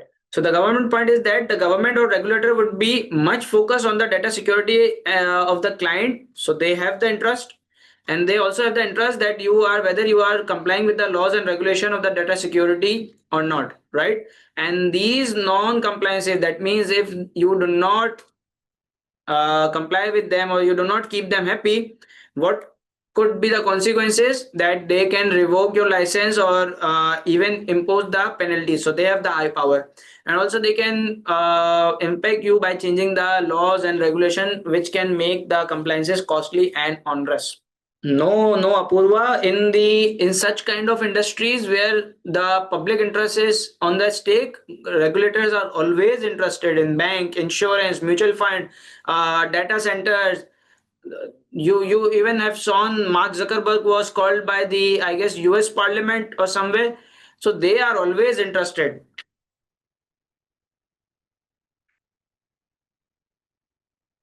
And also the chat GPT owner is being asked many questions right now. So you can never say that the government is not interested.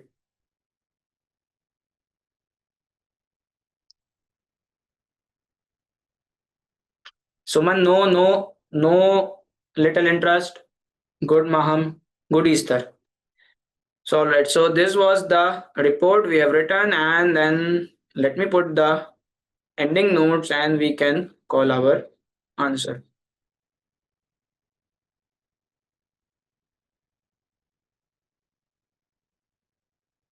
So far, this is the second question of the day, and I would say these are the baby questions. Like anyone who have studied SBL could answer them easily. So I have no regret in sacrificing the question number one, part B, if I'm going to get this much question ahead. In my paper, what I used to do, I used to attempt paper in the reverse order sometime in few paper, because there are easy question at the end, because most of the student never reach there, they get stuck into it. So this is why I always try to check if I can start from the last requirement if it is independent requirement, because they are normally easiest one, because most of the student never reach them. I will share the answer, no worries. Good Manahil, the point about the conflict is again missing. They are not manufacturing anything. Sneha, they do have the interest. Good, Hira, good. The conflict of the interest is missing. So, by the way, the time of the class is end, but we have one question, I guess, left with us, right? So, would it be possible for you guys that if I would extend the session for 30 minutes, more 30 minutes, and we can um, draft the last part, and like for example, the main capital. See, this is the very easy thing, and we would just discuss it, and I will provide you the answer, right? And the advantages, we will draft it, right? So what do you guys say? Can we extend it? I need, if I guess, out of, like, if I can get five or six people who are agreeing to extend the session, then I feel like we can do it. And these are going to be the very easy marks. All right. Yes. Okay. We can have a 5 minutes break, and then we will have extension of the class. Okay, Suman? Ashish, it is a recent exam. It is a December 2023 attempt. These kind of question are asked, and you can check the the requirement may not mention the model specifically, but you should be able to pick it. And if it is not mentioned, it is a good thing that you are not bound to apply the model, but you can keep the model in the mind while drafting the answer, the way we did. I have not mentioned any heading of the power of the influence or the interest, but I have made a structure using the model in my mind. Maham, conflict cannot be like it. It has to be like this. That means that you have drafted it perfectly. No, Suman, not at all. We are not supposed to explain the model. Examiner knows it. We just have to apply it. Now, if you guys allow me, can I also have the break of 5 minutes? Oh, thank you, Hira, for telling me. So that means I have to repeat everything again. Um, can you guys please confirm me that you are with me and we can start, or we can resume? We have already started. Everyone is there. So Sneha was asking that when we will have the second mock. Sneha, we will have the second mock on the Saturday, the coming Saturday, because during the weekdays, due to the busy audit season, I would not be able to come and have a live class on the pre-scene just to explain it and start the mock. So we will have it on Saturday or maybe on Sunday. I will disclose, because maybe Saturdays are also on in the audit season. And there was some other question as well. Ashish was saying something. Let me answer. Ashish, you can. Okay, let me ask it. Answer it for everyone. See, Ashish is saying that the recent attempt papers, they are more like a general, right? So yes, Ashish, not only the recent attempt, every attempt, the requirements are really general and the answers are also common sense. Like if I discuss about the this thing, question number 2, part A, where we were discussing about the advantages and disadvantages of the HR talent management program. It is nowhere we have studied, but we know that what are the needs of the employees, how the motivation works, how the leadership works, and we have collectively used all this concept to answer this question. The SBL examiner is never going to ask you that apply the Mendelow's stakeholder matrix, give me 2 headings, power, interest. No, he will ask you about the stakeholders management. And he would be expecting that use the model wherever possible and take the help from the model wherever and apply your common sense, apply the whole business knowledge, understanding, and a big picture view to answer the requirement. And this is how it occurs. So see, for here, in this requirement, they are asking you to explain the main capitals that should be included in the integrated reporting. So we all know there are 6 capital in the integrated reporting. We have studied, but now you have to explain it and somehow you have to connect it with the scenario, that how and what are the like financial asset, what do we have, intellectual capital, what are the intellectual capital as per the scenario. So this is how the general paper is. Yes, Apurva, I will explain the pre-scene for everyone and then the mock will start. All right. So without wasting any further time, let us start the question number 3, part B. At the same board meeting, the CEO proposed the way to reconcile the very demand of the stakeholder was NCTech to adopt integrated reporting. Yes, we did read this thing in the exhibit that CEO was talking about the integrated reporting and marketing director said that I will take the lead. The marketing director agreed to present his recommendation on the IR at the next board meeting, as he need to convince several board members of the merits of IR, and he has asked your assistants. Prepare 2 slides. So we are required to follow the slide format, and we all know that in CB platform and also in exam you will be having a slide tab which you will use to answer this type of questions. Accompanying notes are also required for the presentation to the board. It is going to be presented to the board, so you have to be very careful while conveying your points that it should be at the board level, right? You are not required to go into the nitty-gritty and the petty issues. Explain the main capitals. We have 6 capitals, you have to explain them. This is the copy paste requirement. This is the, I would say, this is not the SBL type requirement. And why it is here? Because of the question number 1, part B. Because examiner knows that he has done some very difficult, he has given some very difficult requirement in the question number 1, part B. So that is why he has been compensating in all the requirement. And believe me, all of our sympathy is with the students who were in this attempt and they wasted times and lose their confidence. They took their morale down because of the question number 1, part B, and see how easy the other questions are. So you have to just explain them. Whatever the knowledge you have, whatever you have studied into the lecture about each capital, you have to just explain. Nothing more. Explanation, the definitions, including the integrated reporting to be used in the NCTech. The only thing you have to do is you have to connect with the NCTech environment. That's it.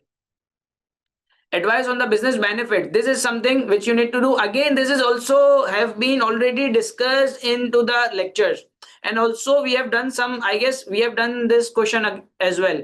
If there is someone, Sneha would confirm that we have done this into maybe into PVS or into the PSS about the integrated reporting and its benefit. So this is again a very simple requirement. Professional marks are for the communication skill by clarifying and simplifying the integrated reporting and using the appropriate professional tone that is easily understood by the NCTech board, because you have to convince them. So it's a 16-mark question. You have to divide by 2 and you will get 8 points. So 8 points, that means not the 8 points basically in slide 1. You will in, explain these 6 capital and benefit. I would say if you can come up with the 4 good benefits of the integrated reporting. So for the main capital, if I would discuss with you just verbally, and I will draft it here in the rough area.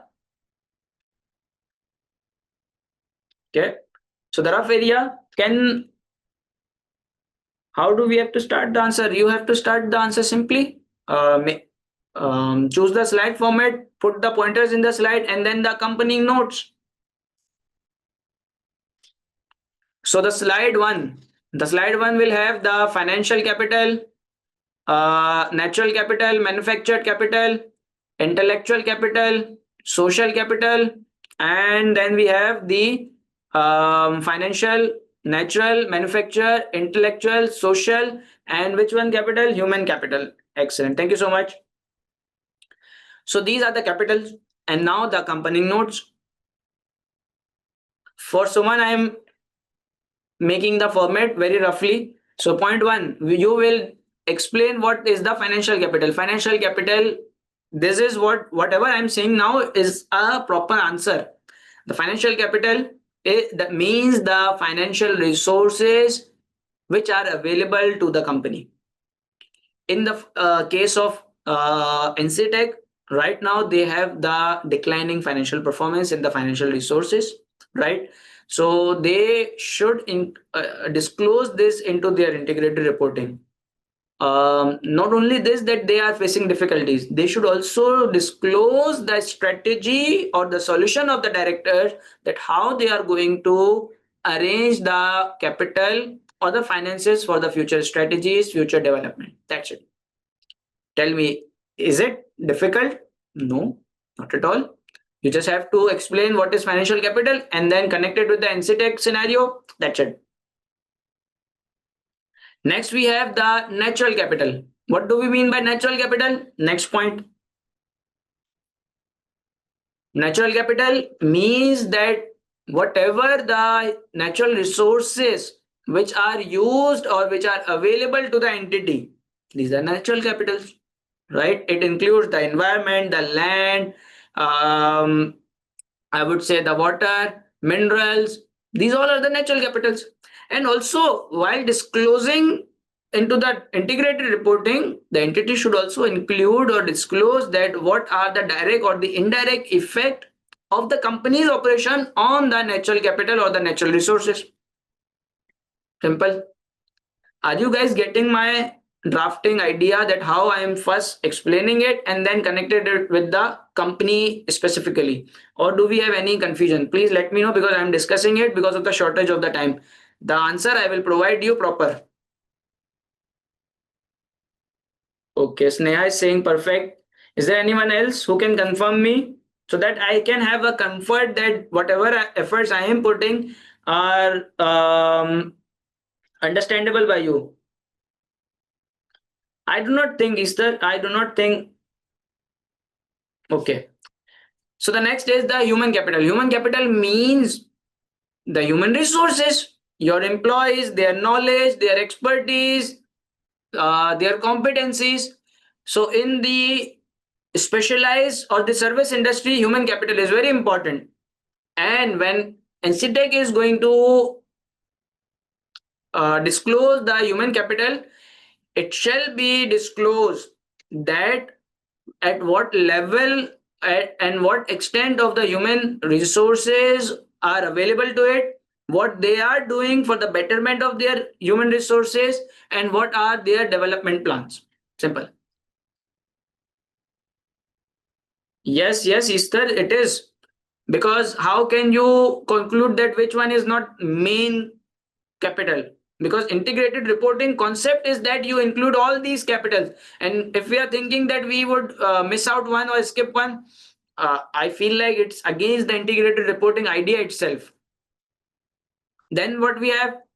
We have manufactured capital. Manufactured capital means the physical assets which you have manufactured, right? So for the case of NCTech, you would have the infrastructure, the data centers, right? The backups. These are your manufactured capital. The backup warehouses or the backup location. These are your manufactured capital, and it shall be disclosed in the integrated report. Then we have the intellectual capital. Intellectual capital means the intangible. These intangible includes your brand name, your some software, some customer customer communication way methods, right? And also your customer satisfaction level. This is again your reputation thing. So you can mention, the NCTech should mention these things into the integrated reporting, that what are their customer satisfaction level, what are their brand values in eyes of the customers, right? These are our intellectual capital. Then we have the social capital. When I talk about the social capital, it tells me that what is your relationship with all your stakeholders. So you have to first, in your disclosure, NCTech should mention the main stakeholders and relationship with them, what NCTech is doing to keep them satisfied. That's it. This is going to be in your integrated reporting. Then we have the human. I guess I have discussed already the human capital, isn't it? Yes. So this answer is completed. Believe me, this was the easiest paper if I remove question number 1 part B. Why I am insisting? Because in your question, in your attempt as well, there is going to be one question like this. Please, please, please do not waste your time. Do not waste my effort, your effort, your parents' fees, everything onto that bloody question, right?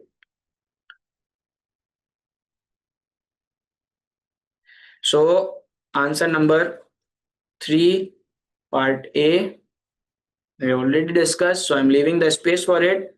And now, no, part B. It was part B. We have two things into the part B.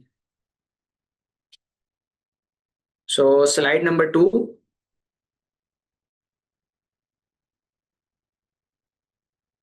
Mhm.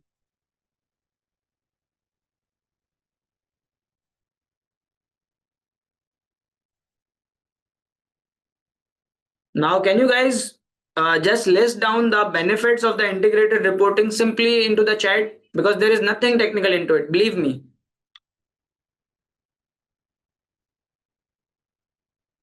Just one liner, one heading wise in one single message.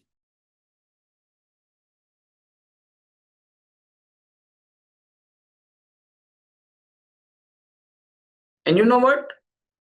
What if I give you a technique for this kind of question? Because these kind of things, the sustainability, integrated reporting, these are the things which are very hot topic these days.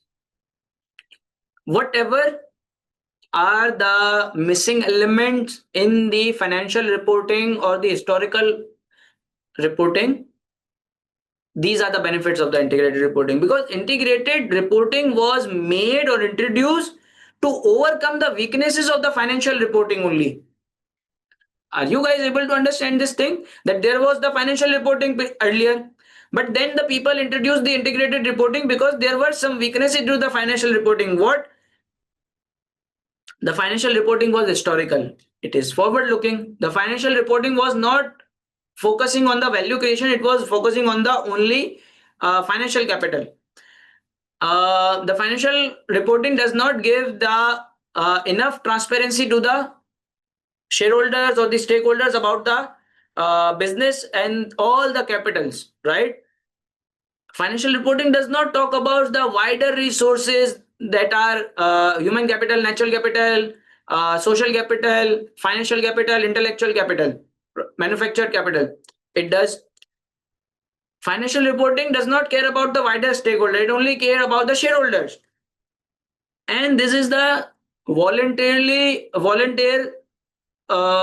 disclosure. It increases the reputation when you provide the honest and the transparent information.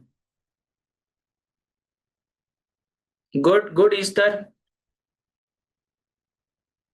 Maham, stakeholder confidence, better decision making. Maham, I believe you have the explanation on it. Internal benefits. Again, if you can explain it, I don't know what is the thinking behind it, but we will see. Holistic view, effective communication with the shareholder, better decision making. Sneha, how better decision making? Please, Sneha and Maham, if you can explain how competitive advantage, Sneha. Hira, see, for the forward looking, whenever I talk about the financial reporting, it always talk about what has happened. But integrated reporting talks about what your plans are, what your strategy is. The way we talk that in financial capital, NCTech should mention that how they are going to arrange the finance, what they are going to do for their employees, what are going to be the impacts on the natural resources and how they are going to minimize it, right?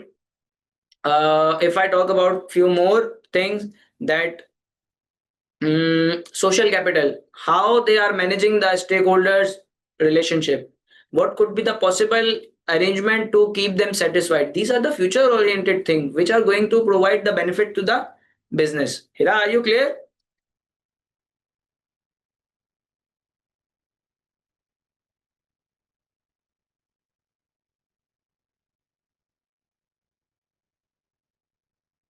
Perfect.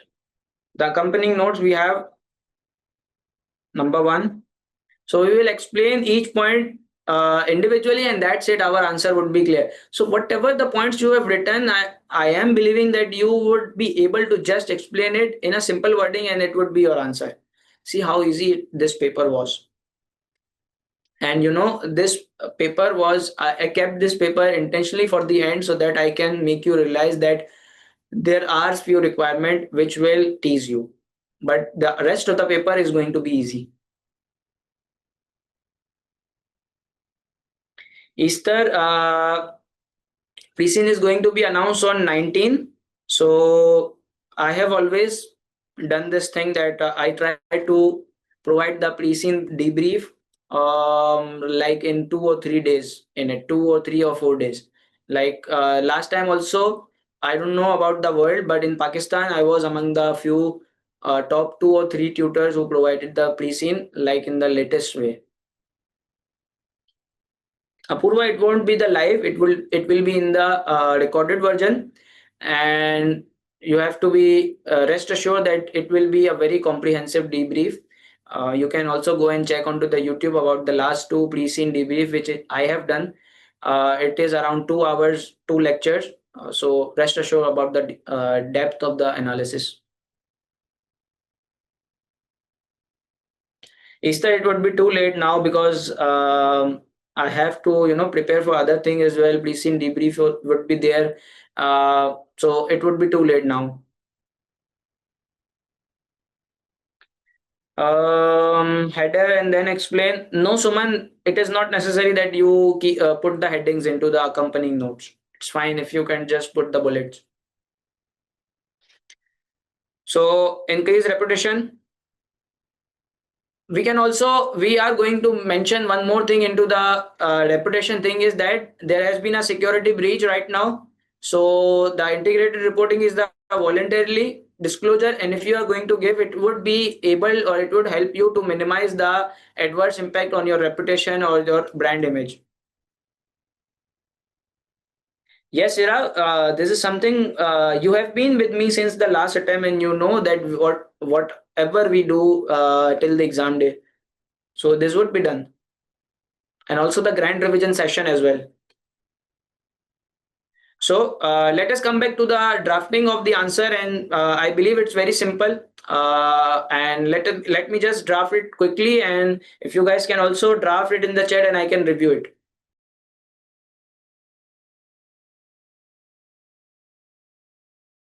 Apurva, it's not WHOL. It's a holistic which is come from holy.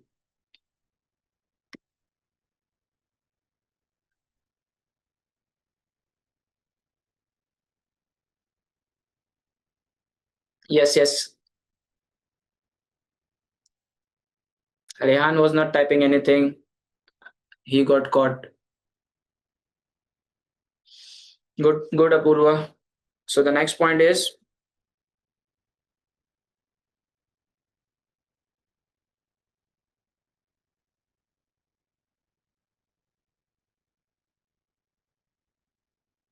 integrated reporting. When I talk about the wider stakeholder, integrated reporting not only focuses on the shareholders, but it also focuses on the wider stakeholders and the capitals which are linked with them, such as human resource, human natural resources, and what do we have else? We have financial, labor, natural. We have mentioned manufacture, intellectual, human, social,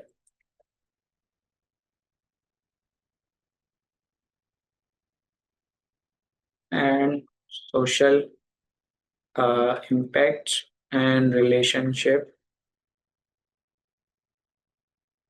with the stakeholders, right? Then we have wider resources. So integrated reporting again do not only focus on the financial capital or the financial resources, it focuses on the wider resources, including all the capitals.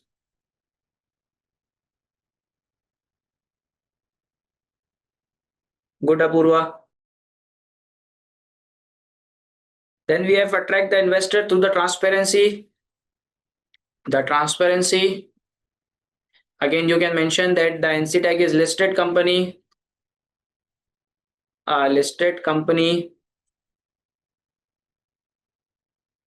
and through integrated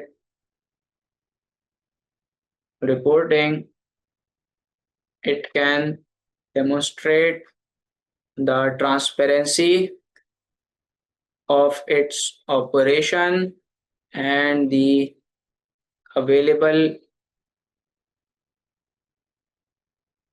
capitals to it, and it will increase the stakeholders, because it's a wider audience, stakeholder confidence and the uh, trust in the company's affairs.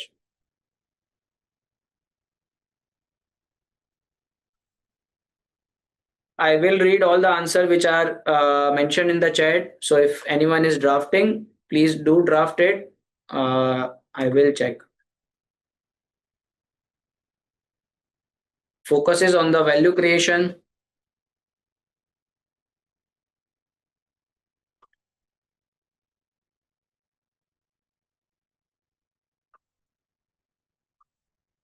It focuses on their value creation in the each capital area by the company and the resources used for it.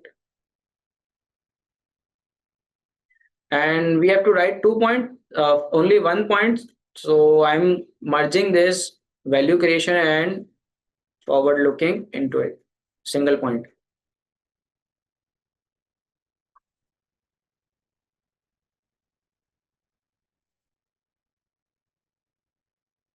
Right, giving the error.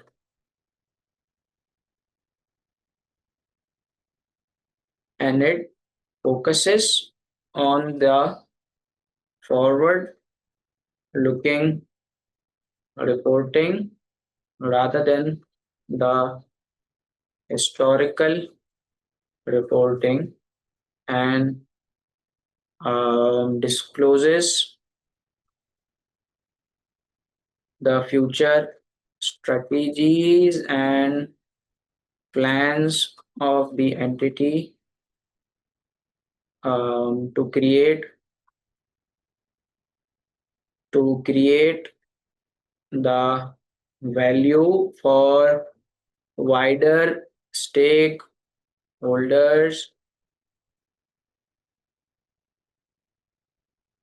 as the society.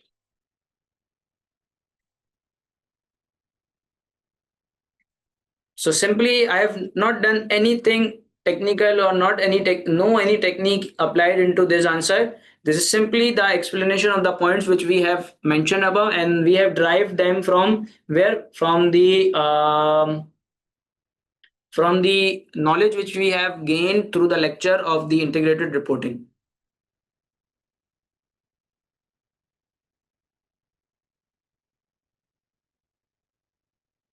Integrated reporting includes system.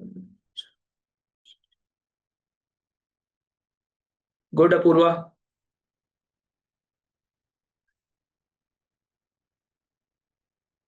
Good, Hira. Hira, your drafting is reasonably good, but the only thing is that sometimes you start drafting the points in a lazy way, in a very unprofessional, like incomplete way. Otherwise, I have noticed this, that your drafting is reasonably good. Apurva's drafting is good. Sneha's drafting good. Rehan, Ashish.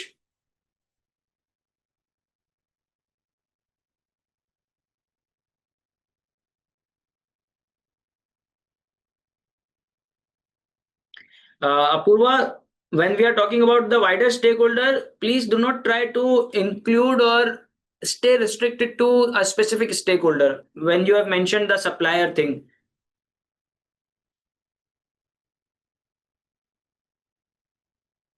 Good point, Hira.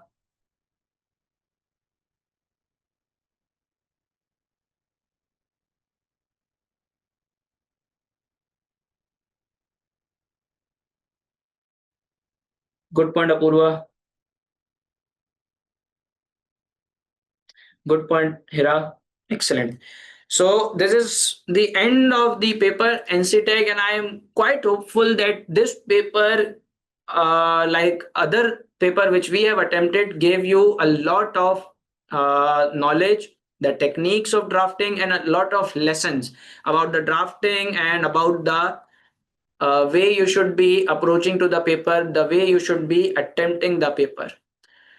So this was our last live drafting session, and moving forward, what we will have the pre-scene analysis, we will have the mock 2.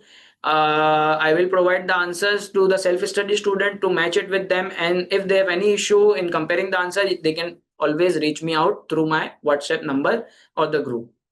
Then we will have the grand revision session, and till the end of the till the paper, I am with you guys, I am connected to you guys. Whatever you feel like I can help you, I will try my best to facilitate. And the other thing is that even after the paper, the bond we have created, the relation we have created is not just related to the fees or not just related to the paper. It is the lifelong mentorship relation, and I would be pleased to help you guys in whatever area you need. I can be of help.